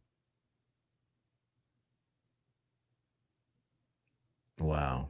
I mean, this the gravity of this just smacked me in the face. What about you? Did you realize it was this serious? I did, but okay. But reading it in black and white, it's like, and then with the defense, well, you don't got no defense. No defense. And when you look at it in black and white, and you also see all the other charges that can be attached to it, it's bad enough, the filming of it. But then you realize, okay, and he put it on the internet. Now that's a charge. Then he had people paying for it. That's a charge. So it's like, it's a lot. Even if he could say like, okay, yeah, if my first offense, maybe they'll just give me like the 5 years or whatever. It's a whole lot more. So they're not stopping there. They don't hit them on the first offense. That's 15 for the first offense. Yeah. Minimum. Mandatory production carries a mandatory minimum of sentence of 15 years. Mandatory. Judge can't say, all right, I feel sorry for you. Those are the sentencing guidelines they got to go by. Yeah. Oh, he probably ain't gonna get I don't know. He ain't gonna get no sleep at night, because the way the feds work, you don't hear nothing from the feds until they knocking on your door, because the feds get all their information and all their evidence up front. He might not hear nothing for a couple of months. They're not going to just bring you in and ask you a question here and question there. They're going to wait till they can put you under the jail cell. Then they're going to come beat on your door like you were talking about. They're going to come and confiscate all his stuff. And then they're going to put him in handcuffs and take him. And then that's going to be it. How many times? So he probably ain't getting no rest. How many times have you heard me as well as other people say, hey, Marcus, unless a person is 25 and older, don't even deal with them. I mean, it's wrong what he was doing. I understand this is wrong, right? But this is wrong, right? I mean, this is wrong and illegal, okay? And we said, hey, at least, and I remember putting in this chat, I said, hey, man, you should have like a 25-year-old minimum. That way there's very little confusion and check IDs. I told him, how many people have told him that in Everybody tried to tell him. He didn't, but he knows everything. We all tried to tell him. Under control. Everybody tried to tell him. Just like when that Patreon, remember when that Patreon went under? That should have been signed. That should have been like, okay, at least let me make sure this is legal. And guess what? The laws for doing that type of material require that you have IDs on file for this exact same reason. And but see, what's crazy is that, remember, he always said he consulted attorneys before he did this. So did you not follow the advice? He's either lying or he didn't follow the advice. Yeah. It's sad. That's sad. I mean, yeah. I don't even know what to say. It's terrible. It's kind of a mixed thing, right? One part is all right. It's kind of sad, all right, and you think about the family, blah blah. But on the other part, he has been victimizing. We do have a victim, right? We do have a victim, exactly, and their life has been, yeah. So it's a mixed thing. So I never rejoice in somebody's downfall, right?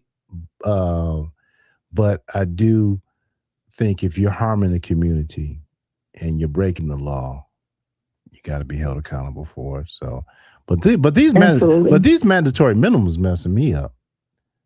15 mandatory 15 mandatory minimum sentence of 15 years. I know you weren't expecting all this when you called me. Hey, like Troy, I gotta go. All right, hey, I appreciate you. Oh, right. I don't know how we ended up down this road, but I appreciate it. Thank you for coming up. All right. Take care. Bye-bye. All right, bye-bye. All right, y'all. I know it's supposed to be a phone call line. I got lost in the sauce.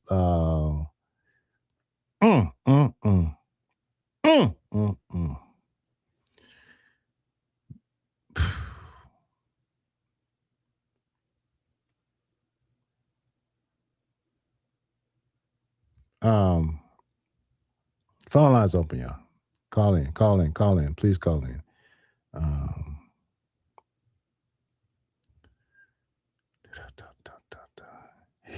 Jesus. No, we just read that's not going to work. His defense is going to be that she lied to him and told him she was 18 or older, and he might have somebody step out. It don't matter. It said that that's not even all right, I'm coming. Hey, thanks for calling Troy as well. What's on your mind? What's going on, Troy? It's Key here. A whole lot, sir. You doing all right? Yeah, I'm doing all right. You hear that stuff we just read? I'm sitting here watching you now. And it's another one. It's another one you can add on now. He transporting the little person. That's a charge. When I talked to the detective when they called me, they was like, if that person is under 18 being transported, whether it's willingly or unwilling, that's a charge. So that's even more trump charges on me now. We transporting a minor. Yeah. Let me say. So if I buy a bus ticket, right? Hold on, let me turn this ringer off. He put him in that Jeep. He put him in that Jeep and moved him to another location. Well, I was thinking about. I was thinking about. Right. Okay, yeah, that. But then sending someone that you know is a runaway, buying a bus ticket to cross. That's another federal charge, right? Yeah, that's federal. Yeah. And then I'm thinking he did that when he found out that everything was going on. That's when the timeline is definitely after that post where he was tagged, right? Yeah. To help a minor escape, a minor under a BOLO escape. Yeah, that sounds about right. If I buy a bus ticket, help my escape from Georgia, GA to Florida. Is that a crime? Let's see what it says. Man, his goose is okay. It can be. Okay, let's see what this says. Hold on, let me make this bigger, y'all. It said it can be depending on circumstances and what you knew or intended. If you buy a bus ticket for a minor who is the subject of a BOLO, okay, or missing a runaway child, several laws could potentially come into play. For example, if you knowingly help a minor avoid law enforcement or the lawful custodian, you could be charged under laws related to harboring, interference with custody, or hindering apprehension, right? If you knowingly help transport a minor across state lines, exactly from Georgia to Florida, to evade authorities or interfere with parental custody, there may also be a federal crime statute that apply. If you did not know the minor was missing, subject to a BOLO, or being unlawfully removed from a parent or guardian, that lack of knowledge could be an important factor in determining whether the crime occurred. Okay. Mm-mm-mm. And that man finna be sitting in and he 40, what, how old Mark is it, 45? Yeah. He can't even do 10 years in prison. He trying to be way older than, you know what I'm saying? He'll be getting pushed around in a wheelchair by the time he come home or a casket. Well, 10 years, he'll be 55 now. 55 is not that old. I'm saying doing 10 years in prison. And Yeah, then right.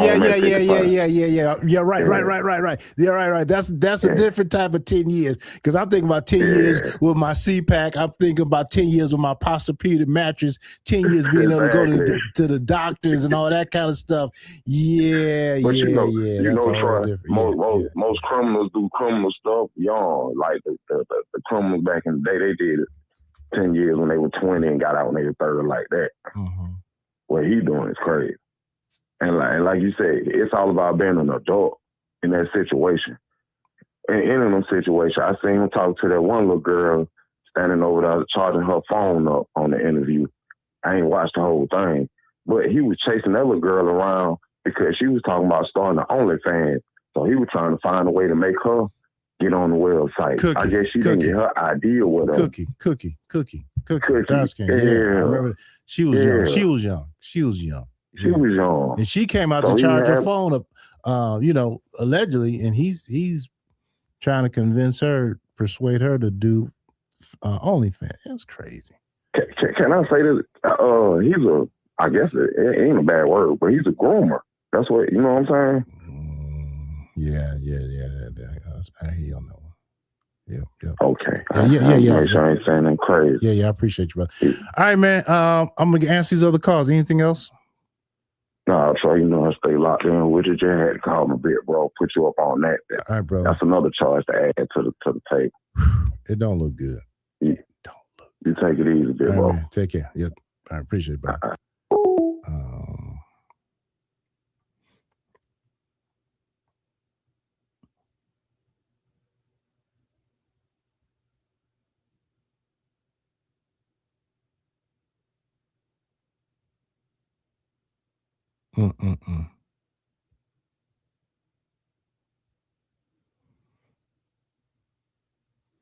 All right, y'all. Phone lines open. Dave calling Troy's World. What's on your mind? Hello?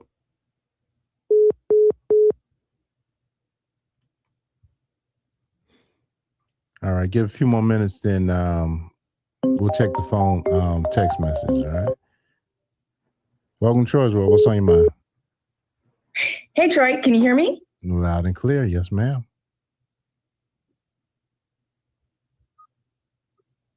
Yes. Hey, thank you so much for taking my call. Can you You're hear welcome. me okay? Yes, ma'am. Loud and clear. So one of the things I kind of wanted to bring up, I think one of the things that people are overlooking is the fact that prostitution is not legal or permitted in the state of Georgia for any adults or under. Am I imagining this? It says it's illegal whether or not money actually changes hand or the act is completed. It's just simply offering or agreeing to trade sex for value violates the law, right? But that's prostitution is not even on the table. Where's that coming from? Oh, well, so basically what Marcus is, paying like the Quita and the other people, giving them money to do this on screen, that's not prostitution? We're talking about Marcus producing P material of this underage girl and putting it online. That's what we're talking about tonight. Got it. And I think I was kind of going towards none of it's legal, whether she's under 18 or over 18. I mean, it's considered a misdemeanor, but if you have 5 or 10 people, that can fall into a felony? No? Well, I don't know, but even let's just walk with, and let's use initials, all right? Let's use kind of initials because we don't watch the. Oh, yeah. But sorry about that. No worries. So say he's producing P, and all the participants in the P are over 18. Okay, then that may or may not be if there's obscenity rules, if he's not doing recording and stuff. But when he's producing P and the participant is under 18, then that is this whole child actual and I say X child CSAM charge, okay, which is the producing of child actual SE abuse material. That's what he's facing because the girl's under 18. Yeah, I mean, that's just one of the charges. I mean, he's been violating giving them money to produce this. But I'm saying, but those other charges do not carry the weight as this one. I mean, yes, you know, absolutely. Prostitution goes on all day, every day. The police ain't really checking for that, right? But when you start talking about children, but it is illegal in Georgia. I'm sure. Yeah, of course, it's illegal in Georgia. Okay. They're not enforcing it, but it's definitely. Well, I said not enforced, but it's widely done, yeah, but it's still illegal. But all I'm saying is he can get away. You can get away with P with the prostitution with the Dells all day long. You may get a little slap on the wrist. But you're right. With this minor here, did you see that 15-year minimum? Yes. And then they'll maybe tack on the extra, but yeah, that's the nail in the coffin. I totally get it. All that other stuff, Quita, whatever, Shaquita. Yeah, because she keep going to jail for whatever. Well, she got some other stuff going on. She got some drug issues and selling. I think a lot of stuff going on. But so now we kind of stuck on this whole child producing of child P. Yeah, and distributing it. That's the nail in the coffin. Got it. All right. Well, thank you for taking my call. I'll let the next one call in. Appreciate your call. Thank you. Have a good night. Bye-bye. Bye-bye. Okay. Let's see. We'll take one more. We're getting coming close on the 2-hour mark, y'all. We're gonna take one more, and then we'll look at the text messages. I appreciate y'all hanging out with me. I really do. Thank y'all so much. Caller. Call failed. All right. Phone line's open. Phone line is open. Yeah, I understand it's all related to Marcus, all right, but all that other stuff compared to this right here, the child P, I mean, this, he goes straight to jail. He don't go past go on this one. Thank you for calling Troy's World. What's on your mind? Hey Troy, hello. How you doing? I'm Hi. well tonight. How are you? I'm doing good. I know where Easter's from. I'm from Michigan. You said your mom was from there. I'm from Lansing. Yeah, I think I spoke before. Nice. Yeah, but I like to look at this in the spiritual aspect. Okay. You know, the Bible says it's better for you to tie a millstone around your neck and cast yourself into the sea if you harm one of these children.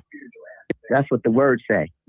You might as well just go ahead and throw yourself in the sea.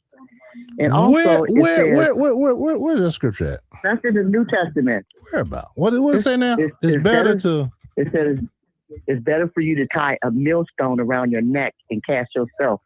I don't know if that might be not verbatim. That's okay. Into the sea. Then to what? To bring harm upon the child. Okay, gotcha. Yeah. All right. Very good. All right. Well, don't want to get lost in that. Where are you going with this? Where are you going? And also, it says, for the love of money, not money is the root of all evil. For the love of it is the root of all evil. See, he got so caught up in, what money. I got to take care of my, my family and all this. And then another thing too is, it says when a man think he is something, when he is nothing, he deceives himself. That's scripture too.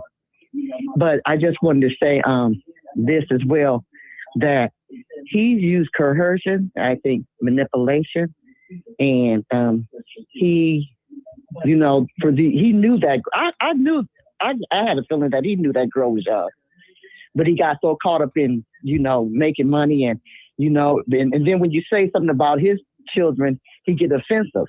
Now that's somebody else's child as well that you're doing that too. True. And in certain states, I know in the state of Washington, you transport a child or you do anything like that, You know what? You gonna serve some time. Point blank. Period. No ifs and buts about it. Exactly, you know. Exactly. Hey, can I share this with you? Can I share this with you before you go to your fourth point? Luke 17:2, New International Version says, it would be better for them to be thrown into the sea with a millstone tied around their neck than to cause one of these little ones to stumble. Yes.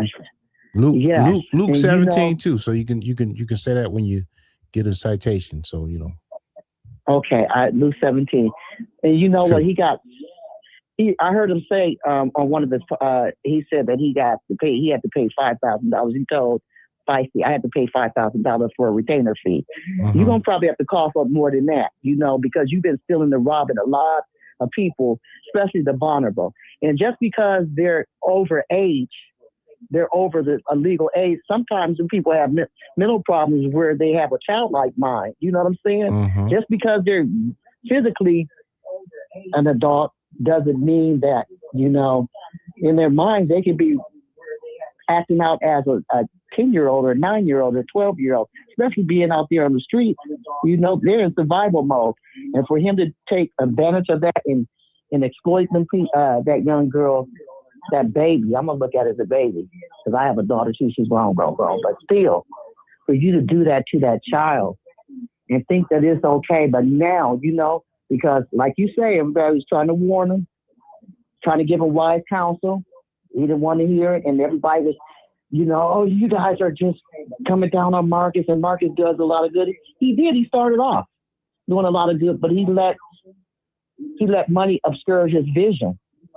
You know, and he was thinking about, you know, this is how I take care of my family. Right. Absolutely. Hey, well, my neighbor from Lansing, thank you for calling. It's always good hearing your voice. And I will catch you on the next one. All right. All righty. Bye-bye. Yeah. So long. All right, y'all. Let me thank you all for being here. Hey, if you didn't get a chance to call in, that's okay. Y'all know we do a standard Friday night feedback, all right? And if you all, you know, that's tomorrow, next day, feel free to call in. Let me acknowledge some of the text messages, okay?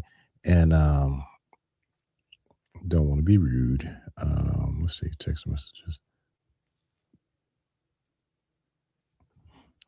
Okay, they questioned CJ and let him go. Now all of a sudden he's in California, and he's the same person who's been saying that he messed around. Okay. I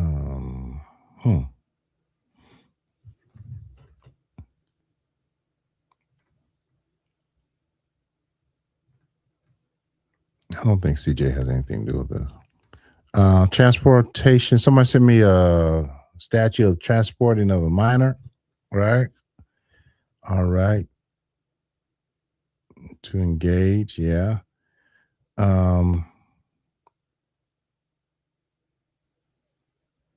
Troy, they're talking about finding Yaya in case there's an investigation. They need her testimony.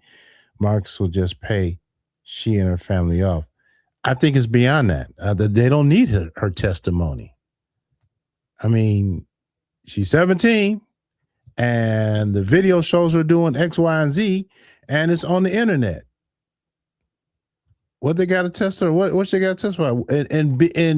And the excuse, according to this ChatGPT, you know, understanding where it came from, is that saying I did not know the age is not a defense because there's a requirement for you to have documentation. And what's crazy is how many times have we told that fool? We told that Negro, have your documentation. Have the paperwork. He brought this on himself. Dumb. All right, my heart goes out to his children who might not be able to have him for his wrongdoings. Whew. And this hits on the and I don't like when people say it because it just rubs me the wrong way. When people say the crimes of the father, the children pay for, right? I think there's a scripture for that, right? But or karma, you know what I mean? But this is an example how the parents' wrongdoing can impact the bloodline, all right? Impact the children, all right? Because once the dad's locked up, there's no dad in the picture. Yeah, y'all know I'm going with that. So, man, it don't look good. A couple more chats. Hey, Troy, I'm just leaving this here for future reference. Don't read it out loud. Okay. I won't. Well, I'll read it later then.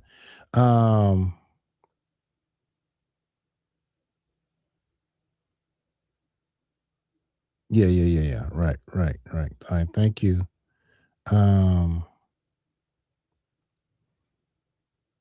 Child corn, you serve federal time. Then you have to serve state prison time. So those numbers can be double. It's crazy. And he deserves it. Oh, man. Dang. I'm not saying he don't deserve it. I'm not saying that. You do the crime, do the time. I get that, but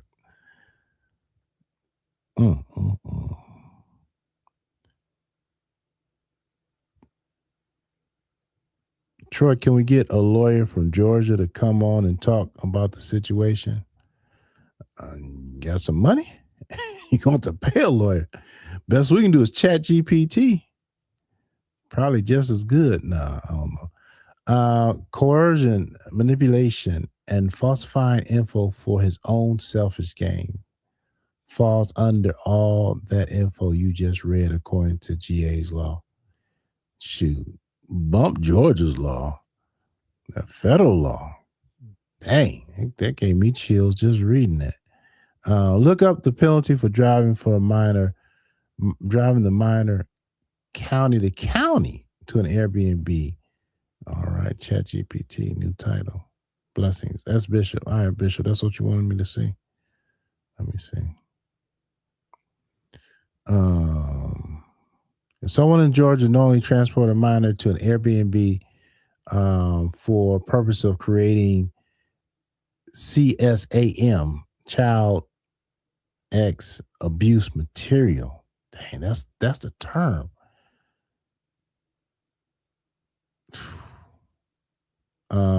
That is among the most serious criminal conduct under both Georgia and federal law. Yeah, exploitation, enticing. I can read human trafficking,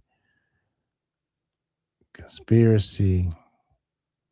That's just on the state. The federal authorities come involved. Thank you, Bishop.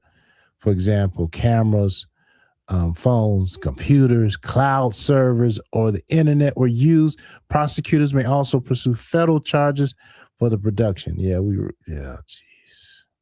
Whether the victim was transported across county lines within Georgia is not by itself a separate offense. However, it can be. Yeah, man.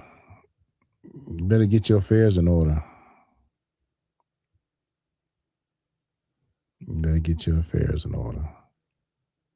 Didn't have to be this way. And, I guess it's not over yet, but it don't look good. Don't look good for you. And, of course, justice for the victim, right?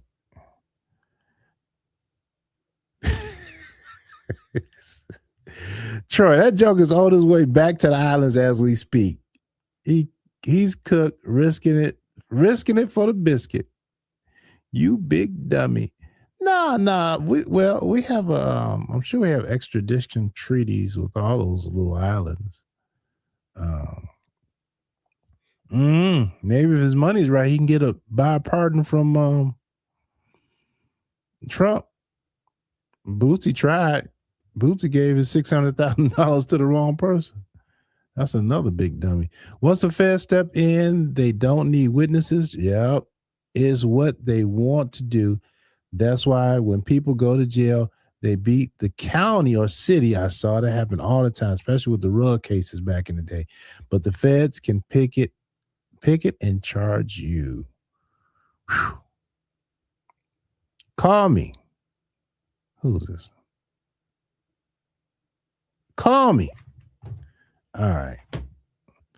I'm going to make an exception for Mr. Tampa. Long time producer. Hold on, read this. What was it, 10:16? I'm reading your text. I called to say something serious. It's really sickening how we all witness this in real time. Yeah, man. In real time. And we still have women callers that's calling, taking up for Marcus, defending him, and witnessed it in real time. Well, no, she said she didn't watch. She didn't watch the piece, though. That's what she said. But I'm sure she heard about it. How could you not hear about it? And these same callers are probably the same ones that won't believe. We're not going to go there, brother. I ain't going to say all that. You can say it, but I'm not going to say it. All right, Tampa, I'm calling you back, brother.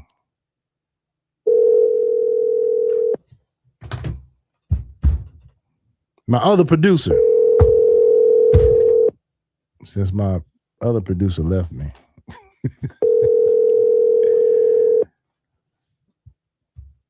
All right, Tampa. Your call has been forwarded. Let me try, brother. Wasn't meant to be. All right, y'all, let me read through a couple more of these text messages. Okay, hold on. Conspiracy theory. Spicy scenes picked up when Ant in the barbershop, aka money laundering, Zero Customer Shop came into the picture. Then throw in Lexi with the ankle monitor for trafficking. This is way bigger than just Marcus and Yaya. Dun-dun. I can't believe the number. Oh, here's another one. Agreeing with you, Tampa. I can't believe the number of women callers who are protecting Marcus. She was a child. Who cares if she lied? He was the adult in the situation. Yeah, that's what I'm thinking. Person, thank you. Oh man, I haven't even been. Let me see.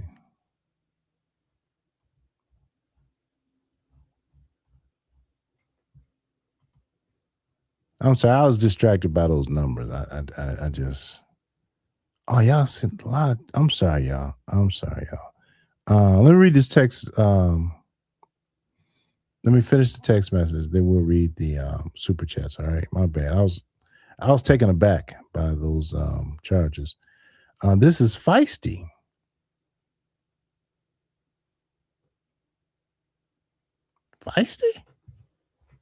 Feisty, you had a live tonight, didn't you? Okay, Feisty. I will call you back. Maybe we can have a better conversation than the last one. All right, so I'm going to go through these text messages. I'm going to read the super chats, and then I'm going to call Feisty. Feisty called at 9:45. She's still around. Marcus told one of the 18-year-olds that if she wanted to do OnlyFans, he wasn't going to try to stop her. Instead, yeah. He was encouraging. He was pushing that. Troy, my phone died. Okay, I called you. We talked. Hey, bro. This is... Okay. All right. Dating interviews. Marquise. And man, all this is crazy. I see you keep bringing the heat. Yeah, look at here. I'm not bringing heat. I'm just, Marcus brought this heat. Jeez. Can you tell me why y'all focus on Mark so much when it got nothing to do with y'all? It costs $0 to mind your own business. And it costs $0 to mind his business too. Hello, somebody. Y'all obsessed. Call it what you want. Call it what you want. Please call me. I would like to speak. Oh, okay, hold on. I'm not promising I'm gonna call you, all right? But I made exception for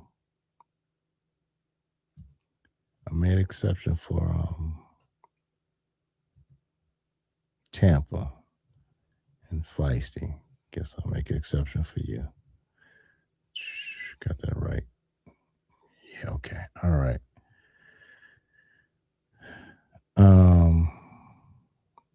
How many more? All right, a couple more. I'll be quick. Somebody sent me a link to something. I'm not gonna go there right now. Okay, thank you for responding. I think that was earlier. 8:20. Yeah, that was earlier. All right. Okay, that's done with those messages. Next on the list, let's acknowledge the super chats. I got lost in the sauce. Let's go from last. Hey, Benji asked, since $5, NICCA feeling the heat. It's feeling heat when he gets a scripture tattooed on his body. Did he really get a scripture? Interesting. Yeah. Marcus is preparing for.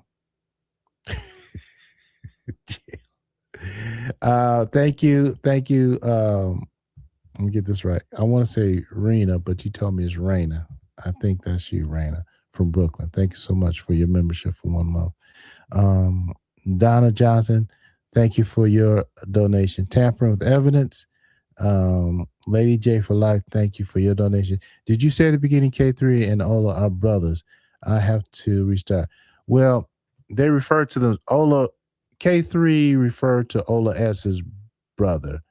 And Ola was trying to sell the computer. He said his brother had it.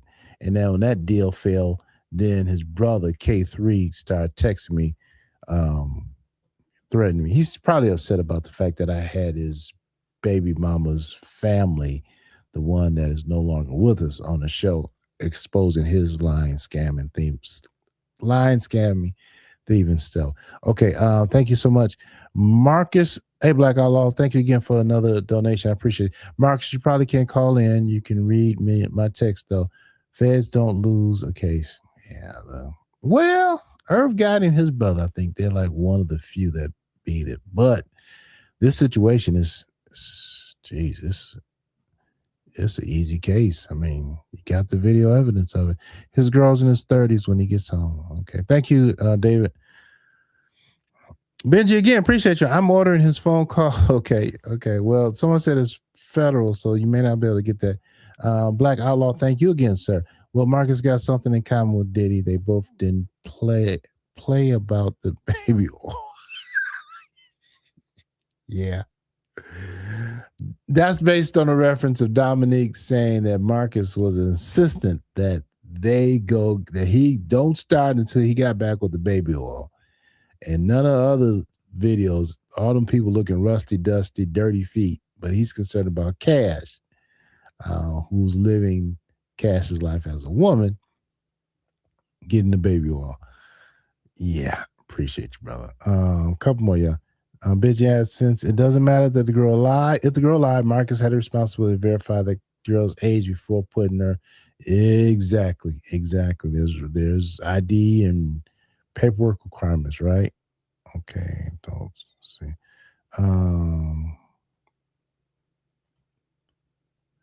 Black Outlaw, thank you again, brother. All right, that's almost feels like waiting on the Diddy trial. Yeah. All right, let's see what else we got. Joe Jar, appreciate you for your 1999. I look forward to your live. Appreciate you. All right. And the wannabe comedian, bless your heart. You are a funny guy. Thank you for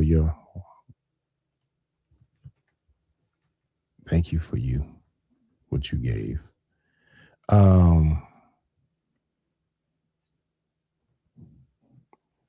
Cash apps, 1 second, y'all.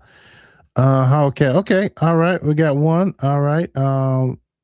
Initials PP. Appreciate you. Thank you for showing the love. Much appreciated. And AD.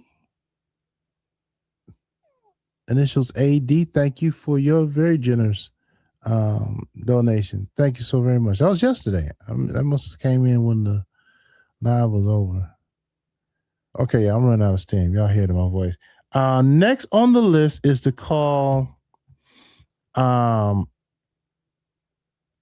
gonna call this one person, then I'm gonna say feisty for last. So let me call this one person. Don't 1 second.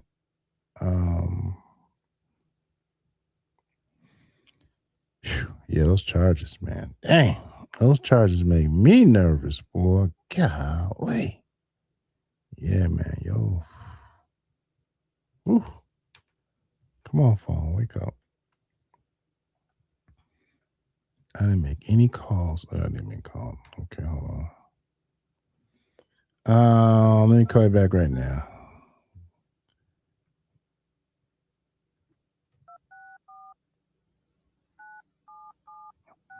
Caller ended in 9776. Been a minute. I'll call you back now.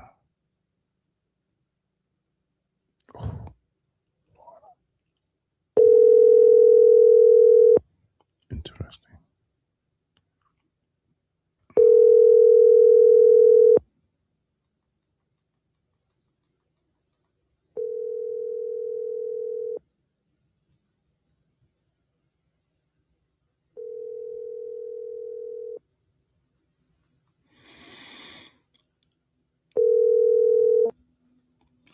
All right.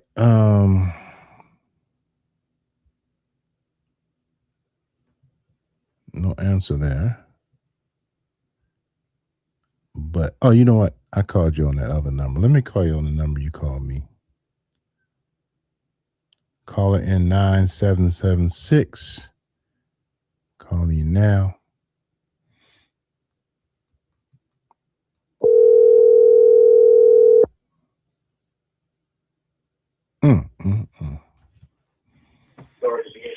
Hello. Hey, thanks for calling Troy's World. What's on your mind tonight? Hi, Troy and Chad. Hey, you doing all right? I'm doing well. Thank you for asking. It's just a couple of things I wanted to say. Yes, ma'am. As have been watching, I guess you call it the homeless humper. That's what they call them. I noticed how he was making money off of those people. Yes. That allegedly that he was exploiting. Okay. Now that same money that he was making, he got to use it in places that he didn't even expect to use it in, like getting a lawyer, trying to keep himself from going to jail. On one of his shows or whatever, he was like, I got plans and things I got to do. But that same money that you went on vacation on, that same money that you used, that you had plans for, now look, God don't like ugly.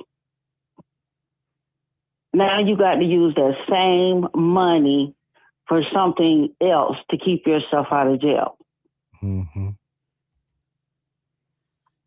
then I think about his daughters, like the stress that they can bring on your kids. Like, I can imagine how his children would feel. That's a lot of stress. Just know that someone you love so much going through something like that, and then the income and living a certain way in life, all of those things can take effect. But anyway, that's all I wanted to say, Troy. Oh, wow. I appreciate you calling. Yeah. Okay. Thank you for watching the show, and hopefully hear from me again, okay? Thank you. Okay. Bye-bye. All right, now let's last call for the night, I think. Feisty wants me to call her. Let's call Feisty.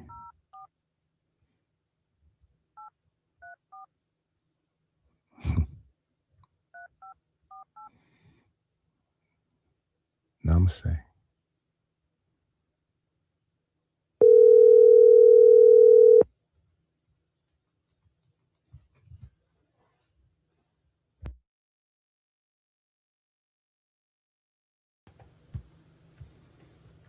Hello?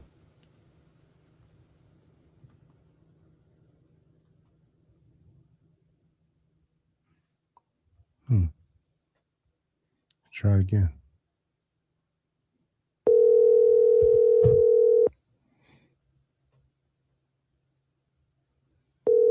I think I saw somewhere Feisty had a live tonight or something.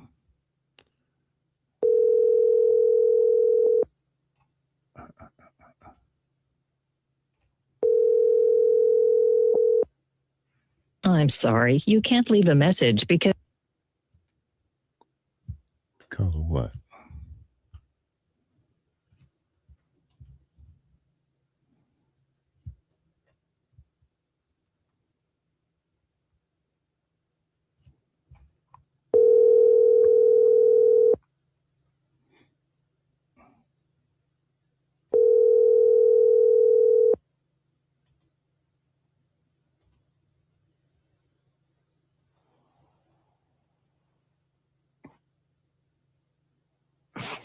Hello. Hey, Feisty, this is Troy from Troy's World. We're returning your call. I'm on the air, and I saw that you wanted me to call you. Go ahead. Go ahead. I'm just wanting to say, like, yeah, it's a lot going on. You feel me? What I will say is, from what I've been hearing and seeing, I don't like it. I ain't gonna lie, I don't like it.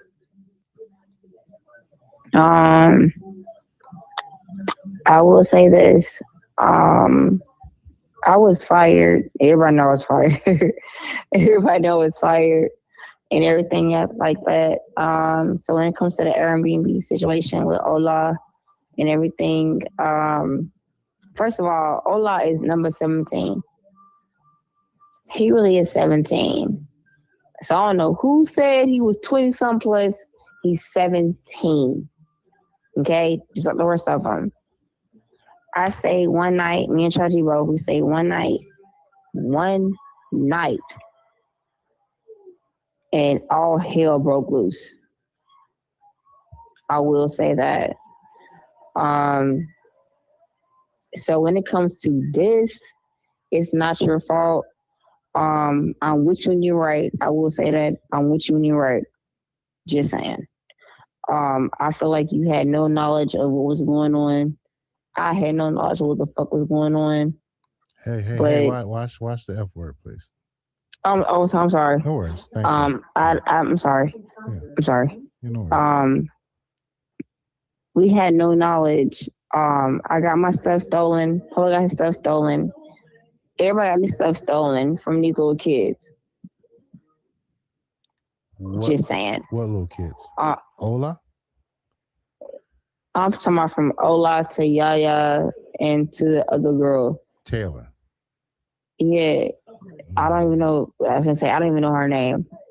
I've never met these kids in person. The only person I met in person was Ola. And Ola I met after the, you know what I'm saying, Miss Wanda makeover. Mm-hmm. I'm not doing this. I'm not doing this. I'm just saying. Got it. I'm not doing it. I've been watching it. Hey, Feisty, do me a favor. I'm sorry. Could you please turn the TV down just a little bit because it's giving us. Yeah. Thank you. Can you turn it down for 1 second?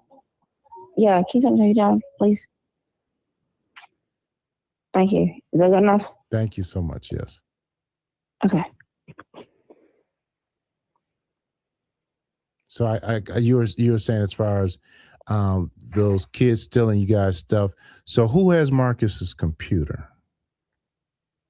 That's Ola. Ola ended up basically, the police ended up pulling up outside of the Airbnb, basically. And so I walked up. It was me, Polo, and Marcus, and the police officers, you know what I'm saying, like, you know, pulling them over. Polo put his stuff in the back seat. I left and went up into the room. Basically, me and Tragedy, well, I gave Tragedy the key, me, file, whatever. Ooh. And so after that, it was hell. Marcus did not want Ola and whoever heck Ola, the other friend, because I ain't like him either. Ain't gonna lie, I ain't like him either. He don't want them involved in anything, and so Polo basically had this girl right next door, basically that he took attraction to, and every time it was a knock at the door, he answered the door and let them in. And so after the fact, it was a fight. It was a fight. I woke up to tragedy and Ola getting into it, and the homeboy about my money. You know what I'm saying? Because we ordered pizza. We paid for everything for them. But she didn't care.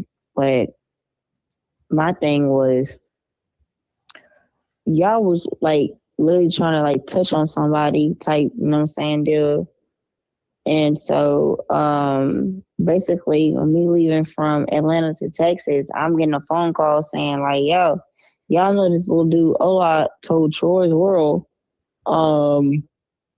basically like it was a moment. I'm just gonna be honest with you. It was a moment like he said what? He said what? Basically that he tried to do what to me and what? So I don't appreciate that. You feel me? Saying that Tracy said this and Cole did this and well Feisty, so I'm gonna take you into my crew. Like all that extra crap, it was just crazy to me. It was crazy to me. Got so it. Do you know why K3 is upset and threatening me? Wait a minute, whoa. Why is he threatening you? For what? That's what I'm asking. I thought he's part of your crew. I don't know. Yeah. Why is he threatening you for what? I guess because he said I disrespected his brother, Ola. He don't even know him. What are you talking about? What are you talking about? He don't even know him. Got it. So how's Texas going for you? It's going good, love. Nice. I'm not gonna send lie to you. Okay, good. It's a fresh start, new leaf on life, and definitely hope it works out for you. You know, how long are you gonna be down there? I'm not going back. I'm here. Okay. All right. Well, yeah, I'm here. Do you mind telling us what part of Texas, or you kind of keep that to yourself? I don't mind. I'm in San Antonio. Yeah, I don't mind. Nice. Okay. Yeah, I don't mind. Mm-hmm.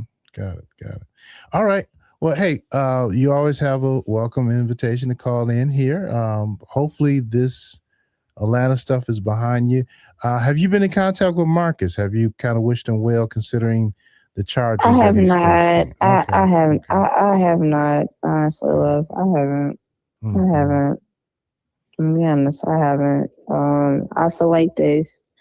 Like I said in the makeup video, you fired us on camera without telling us. We didn't know anything was going on.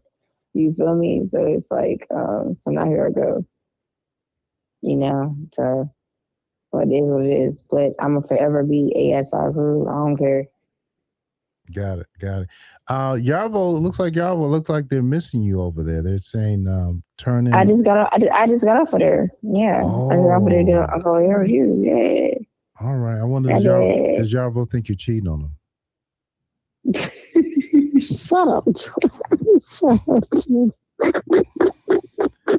How's your husband? How's your husband doing? He is going crazy. I'm not gonna lie.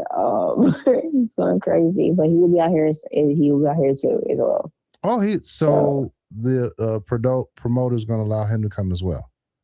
Mm-hmm. Nice. Okay. Mm-hmm. Yeah. All right. Well, keep up the good work. I didn't think you were gonna leave Atlanta. I was wrong. I have to eat my words. And hopefully it's a fresh start, new environment. You know what I mean? So definitely wish you well. All right. Thank you. All right. And also, how did your live go? I know I saw you did a live on your channel. Yeah, I did. Well, congratulations. Hold on, let me go there. I did. I did. What's the name of your channel again? What's the name of your channel? Feisty ATL. Feisty ATL. I did. ATL. All right. Very good. Let's see what we did. Yeah, I did. I went live, y'all. My first official live, I did. I see on Yarvo. Wait, Feisty ATL. All right. Let me see.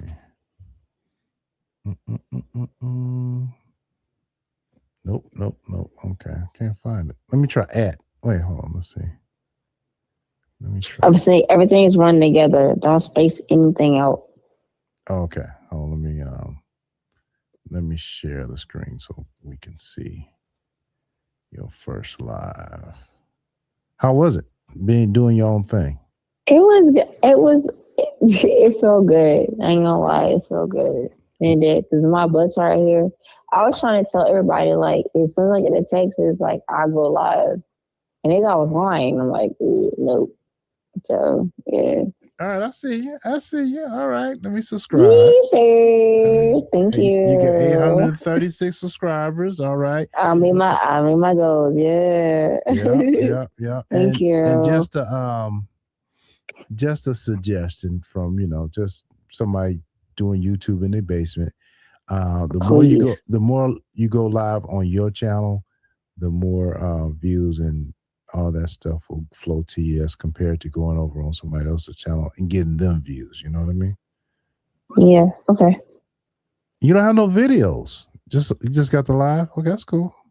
Your live's not even here. Where's your live? I just started. I did this in Texas just now.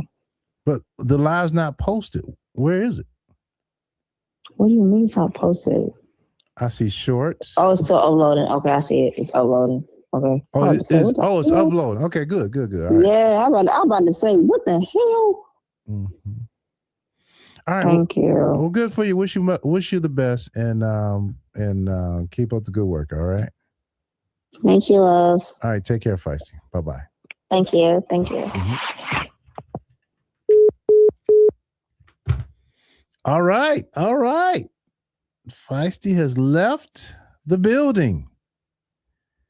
Yeah, she got a lot of posts.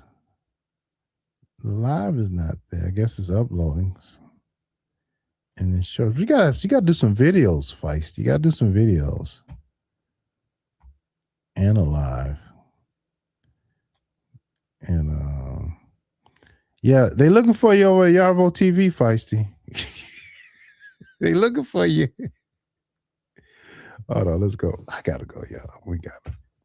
Jeez. Let me see. Is Ola over at Yarvo TV? Let me see. Let me take this off my screen. Not bad. What are they doing? GGU, Lion, Jump, Nika. Sounds like CJ. I think that boy Ola's over. There's Troy. Feisty over on Troy is acting completely different. Yeah, because she knows I give respect. I expect respect back. Oh, Feisty's on Troy. Oh, Feisty said Ola was 17. You literally referred to the girl as your girl on Troy's video yesterday. Oh, he's over there live. All right, I'm gonna go to Yarvo TV. Let's see. You literally live. Yeah, that Yarvo, you let them young folks lie to you. I wonder if she's gonna have Yaya up there. No, she's in custody because Troy didn't want to give him money. He did say that on Troy's. Wow, dude. Little boy. Ola, that joke is Feisty said he's 17? Yeah, he don't look 29. And he's running with CJ. Oh, the messages he sent me. Let me see. I don't look at those text messages. Hold on, let's see.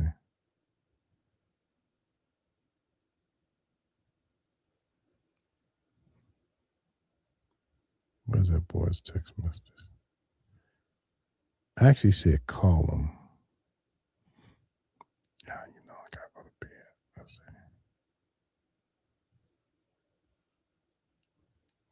Okay, hold on.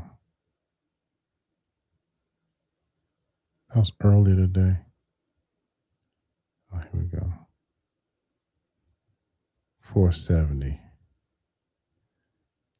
So this is what the heck?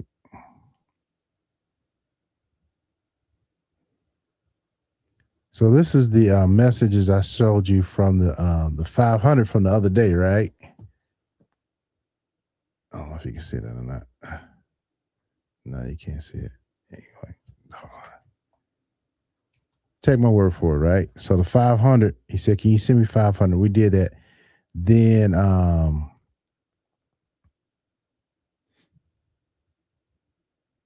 he said, "You're bashing me for what?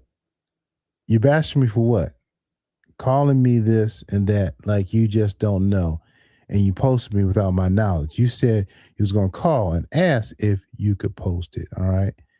Then today at 12 p.m., he said, I got hella people reporting your stuff, right?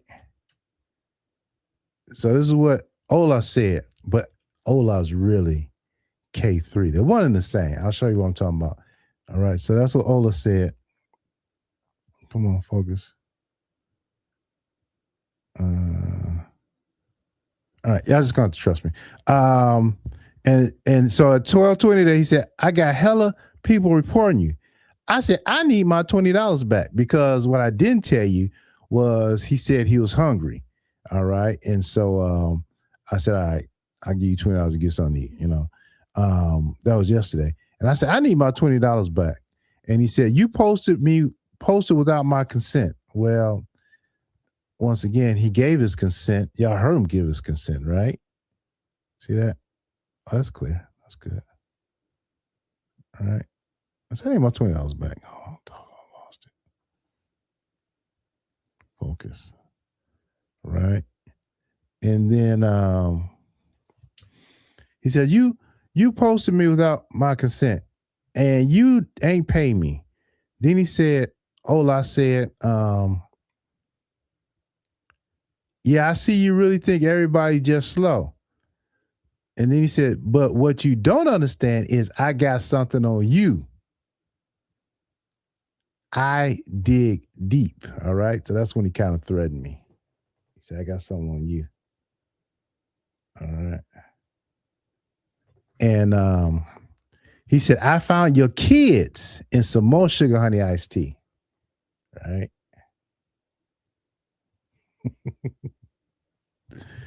Oh, okay. So Ola and K3 is on the text. Yeah. Holy go. So so I said, I find your kids and I said, what are you going to do to my kids? Sir, please, my kids. Please, sir, please keep my kids out of this. What do you want me to do? That's what I said. I was being a little dramatic. Y'all know how I can get sometimes, right? And so he said, why do you keep harassing me? And I said, you are contacting me. And he said, you act like you want some eggplant or some, get your F, on, right? And then I said, you said you found my kids. And he said, I did. I know your whole family. I was bored. I was bored. Okay, I was bored. All right. He said, I know your whole family. And so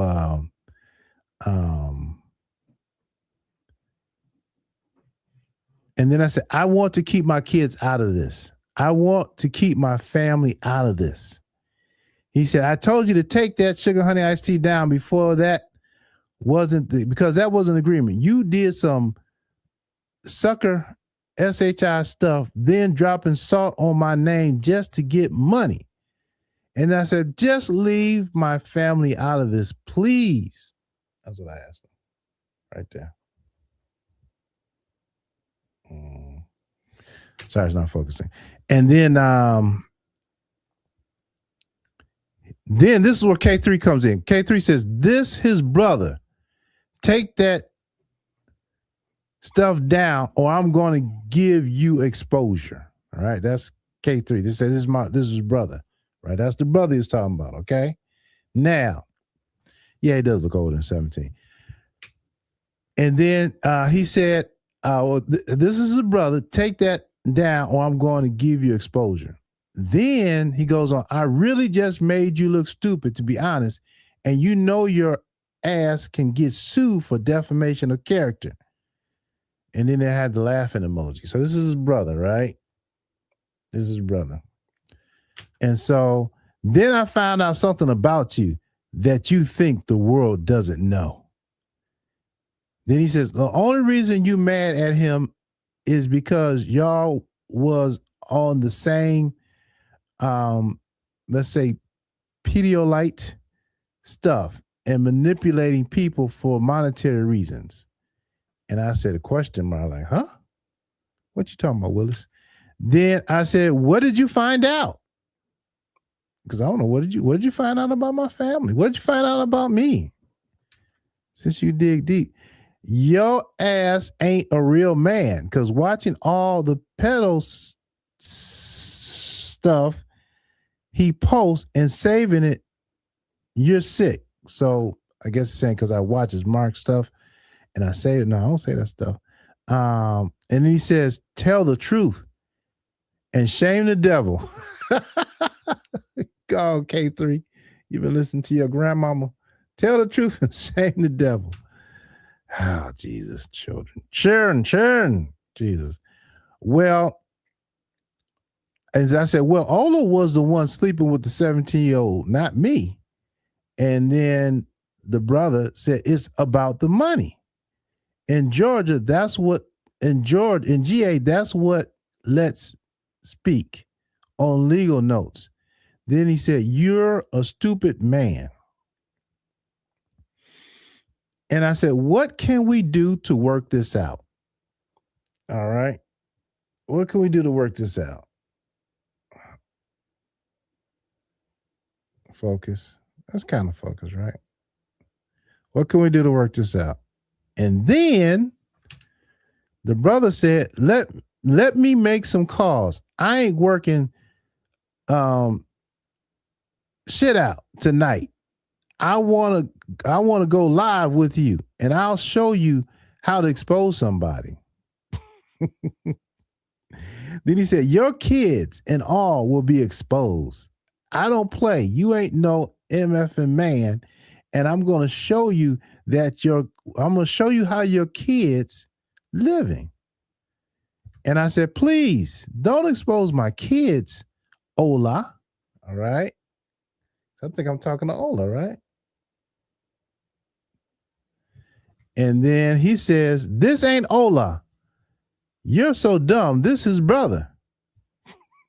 I said, I don't believe you. I know. I'm procrastinating what I really should be doing right now, but hey, it is what it is.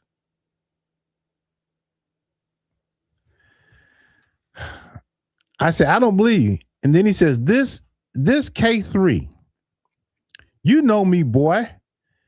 I know everything. Now let's do a live stream. And I said, oh.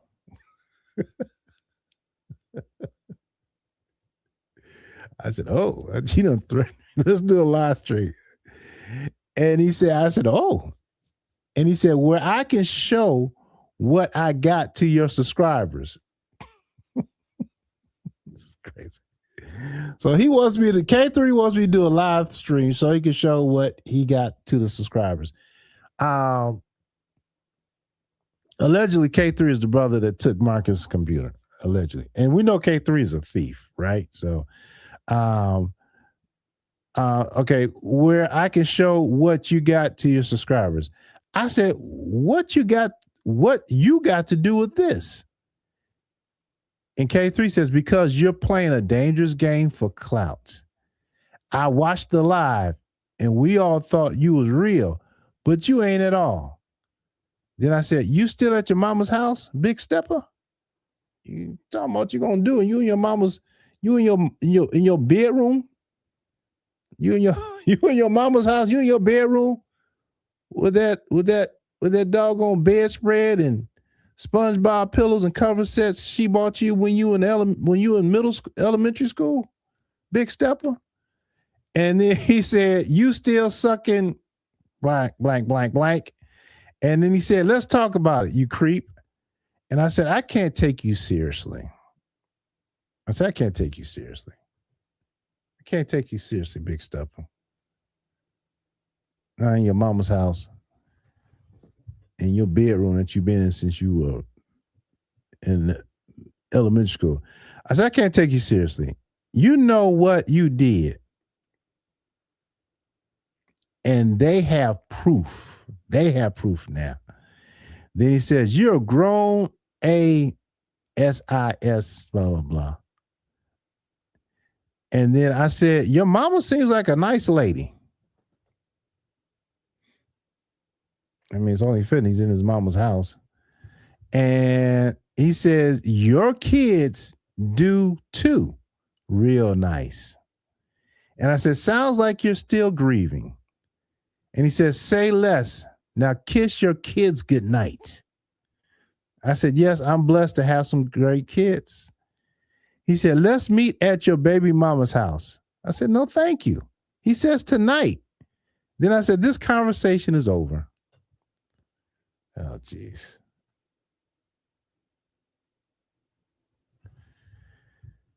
And then he said, nah, bad man.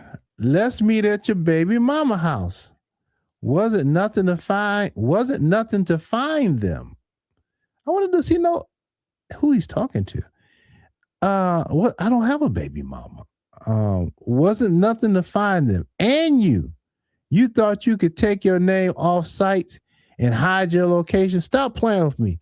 I know people. Oh, child. All this energy would better be served. You went online and got an application for McDonald's or something.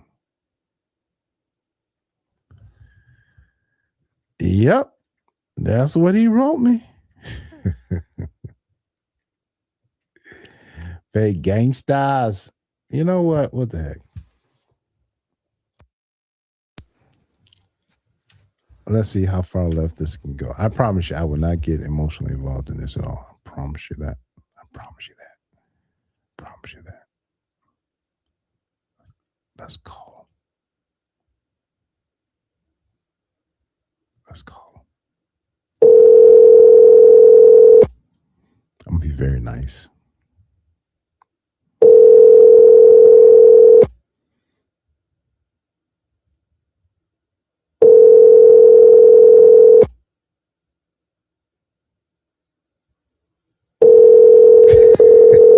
I'm not.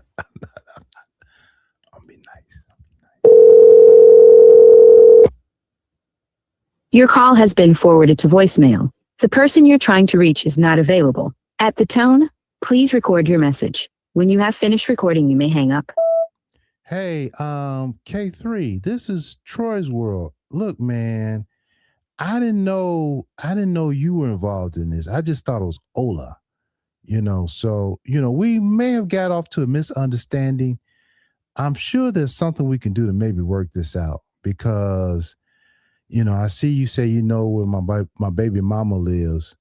And I don't know which baby mama you discovered where she lives because I got like 5 baby mamas, but maybe you discovered one of my baby mamas and I don't want nothing to happen to my baby mama. So can you, if you're not too busy, can you give me a call back? Maybe we can work out this misunderstanding, K3. Maybe we can work out this misunderstanding. I didn't know it was you, K3. I know your name carries weight in these streets. So, K3, could you please give me a call back? Thank you.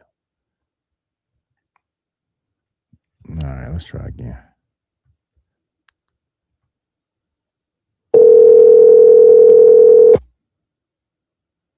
Your call has been forwarded to voicemail. All right, now he's pushing the button. All right, let me do like I used to do back in the day when I used to pay my woman's phone bill and she didn't answer the phone. Your call has been forwarded to voicemail. All right, now I'm starting to get a little loud. I'm having flashbacks. Your call has been forwarded to voicemail. I'm having flashbacks. Nothing worse than you paying a woman's phone bill. She ain't answering your call. I'm going to call one more time, then I'm going over to her house. No, let me stop. Your call has been forwarded.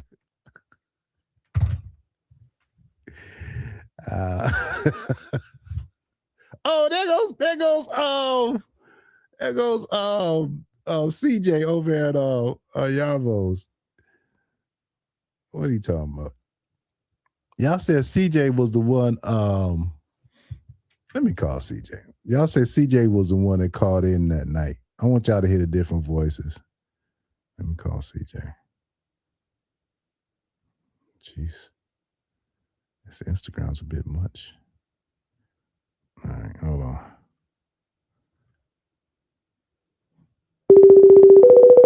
I think we're on good terms. He's out there in California, living his best life with Cassandra.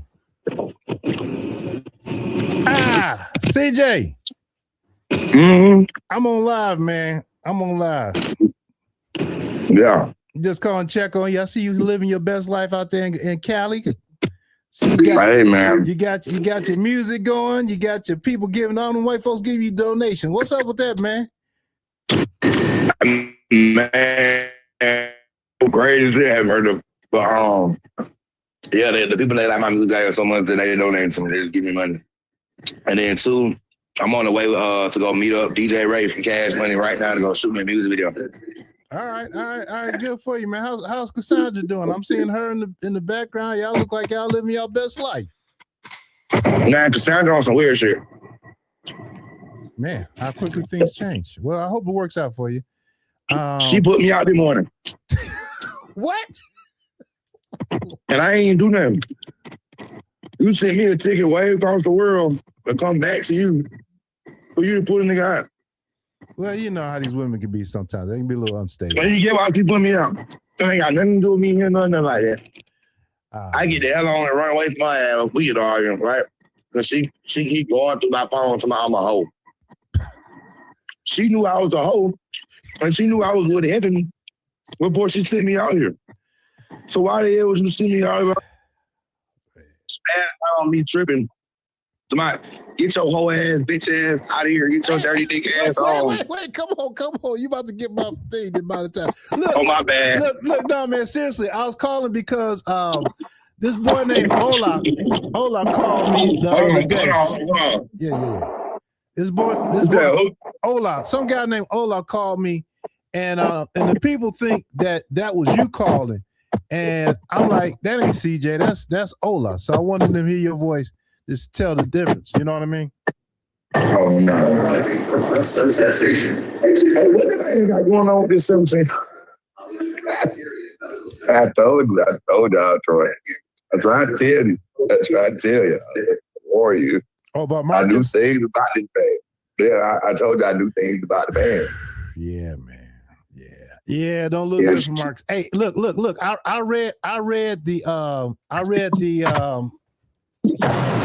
minimum sentences. That boy's facing that man's facing minimum 15 years. You say he's facing what? On the federal sentencing, he's facing a minimum of 15 years. You said the maximum sentence is what? The minimum sentence is 15 years. But is he actually in trouble though? He produced Child P and aired it online. The girl was under 18. Everybody keep telling mess with them kids. You ain't been following the story, man. Nah, I've been peeping and looking. I've been seeing it. Nah, man. I just highly look, I find it funny. Look, and the girl, she was a runaway, and there was Ebola. Ebola report, and they showed that, and Marcus had her in the Airbnb and did this, the corn stuff, and put up on his site. That girl hangs out with Ayana. You know that, right? No, I don't know that. See that, but I be doing a whole bunch. You know what was funny? When the girl actually went missing, Troy, I seen it, I follow missingkids.org. it popped up on my Instagram timeline on the Explorer page. But I was like, that's the little homegirl that be with Yana. Knowing I know they little kids. You hang with Yana, with Yana 16. I know you hang with Yana because y'all around the same age group. Y'all kids. Y'all gonna hang around each other. So I seen her with Yana a few times walking downtown to the park. Right, and I already know she know about the market stuff through being down there in that park, knowing Yana and stuff like that. Knowing Yana probably was like, oh, you know, my brother CJ, he exposed him. She was like, oh, what's the Atlanta Street interviews? And then she probably like, that's Marcus right there. And she walked over there. Marcus walked up on her or however it happened. But it's like, you know what a child looks like in their face. So it's just like, bro, like, that's what I be trying to say. Like, you know, the difference between a grown woman and a child, maturity, how they act. Like, this man has been around multiple little girls that I know are underage. Like, the man, I got the man to admit that he low-key had it out for me because of what? Because he did so much ex-girlfriends. Got it. You feel what I'm saying? He didn't never want to, you know, put that out. So it's just like, then we sit there and call niggas snitch. It's just like, but I ain't snitching on that. You can put my business out and show the world. So it's just like, why not come out the closet and just be who you are? You P Diddy the third. You gonna be able to say, oh, I kill it. Man. I'm surprised. And my thing about it is something I noticed too. He don't really care about his cash because ain't Kelsey in jail. I ain't heard nothing about Kelsey. Haven't heard her, haven't seen her. And allegedly, CJ, not CJ, man, my bad. K3 and Ola stole his laptop. Whose laptop? Marcus's. Know the one he be having in the room? Oh, wow. They tried to sell it to me for $500. I said, I ain't touching that bad boy. Oh, Lord, all this federal. I don't want nothing to do with anything that's downloaded, anything that's doing anything spicy. No, man. Hey, man, look here, man. I hope you and your girl work it out. Hey, they asking about Heaven. You still in touch with her? Yes, that's my baby girl. Yes. She's supposed to be coming out here too. She's just trying to. She don't want to come down here. Yeah. And not have everything that she want as a woman. You know, she want to have profile wigs, new shoes, all that. So she's like, oh, I'm trying to run me up some money and make me some money. So when I come down there, I'm straight. So how, I was like, you know what? How are you going to balance having Cassandra and Heaven in the same city? How's that going to work? I mean, Cassandra's strong her ass. So it's just like, instead of doubling back to a person that has, you know, we've already been through what we've been through. Right. There's no need to continue that. If I see a sign of toxicity or you're doing too much or you're the problem, I'm going to get the hell on because at the end of the day, my freedom and my life is in jeopardy and I never want to make that mistake again and put my hands on a woman like that again. So my thing about it is when she get acting crazy on me because in a way, I'm CJ. I'm a hoe. You know what I'm saying? I love the women. I love all the women. So there's nothing going to change me and stop me from doing that. And she's basically trying to force me and control me and run me and tell me what I can and cannot do. She going on my phone in the middle of the night, blocking girls on my phone. She's sitting there talking shit bad about Heaven, this and that. And I just grabbed all my stuff this morning. I was like, look, you ain't got to worry about me. I'm not going to stress myself out while I'm trying to make my content and do my career. I'm not going to do that. Why not go back to Atlanta? You know, and since it's not working out with Cassandra, why not go back to Atlanta? Oh, it's a lot going on in Atlanta. Got it. Okay, we'll leave it at that. And I ain't gonna lie, my Atlanta is not healthy for me right now. I ain't gonna lie to you. I'm prospering out here. I'm actually happy out here. Like, I'm actually being able to make the connections and I'm able to move around independently alone. I do better alone. You feel what I'm saying? Than I would if I was in my own city. Like, you feel what I'm saying? People give a fuck about who I am. Yeah, yes. It's a certain level of motivation when you're away from home. And I think people take you more seriously when you're away from home. So, hey, man. Hey, man, we got a bad connection, brother. I appreciate you taking my call. You be safe out there, all right? All right, Troy. All right, later on. Yep. All right, y'all. So, yeah. For y'all saying that CJ Ola was CJ was calling and acting like Ola. No, that's not the case. Because actually, Ola right now is over on Yarvo's TV, spilling his lies, and like they beat him up over there. Exactly, Ola's just as guilty as Marcus. Yeah, Ola, look, they beating you up over there, boy. Hey, y'all, look, we gotta go. All right, this is an excellent tool for procrastinating. I gotta go. I appreciate y'all. All right. I do from the bottom of my heart. Y'all make this channel what this is. All right. It's about y'all. And dang. Marcus is, yeah, he's fried, man. He's fried. Damn. All right, y'all. No matter what you're going through, don't stress. Stay blessed. Let God take care of the rest. Yeah. Marcus. Dang. Later, y'all. Thanks for watching.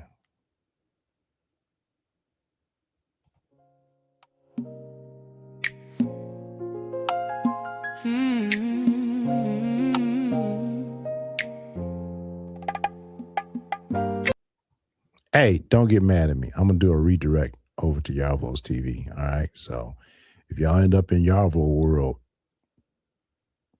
I'm sorry. Bye. Thank you for tuning into Troy's World. We hope you have learned something new and even met an internet friend or two. As you leave the show, make sure you hit that like and know everything will be alright. Remember, don't stress, stay blessed. Let God take care of the rest. Troy's World, Troy's World. Don't stress, stay blessed, stay blessed.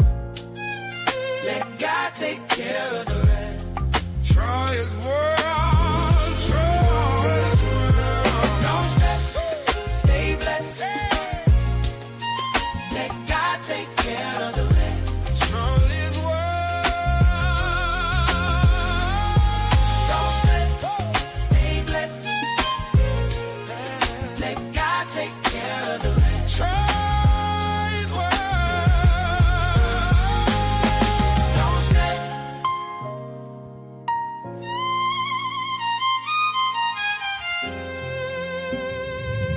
Troy's World.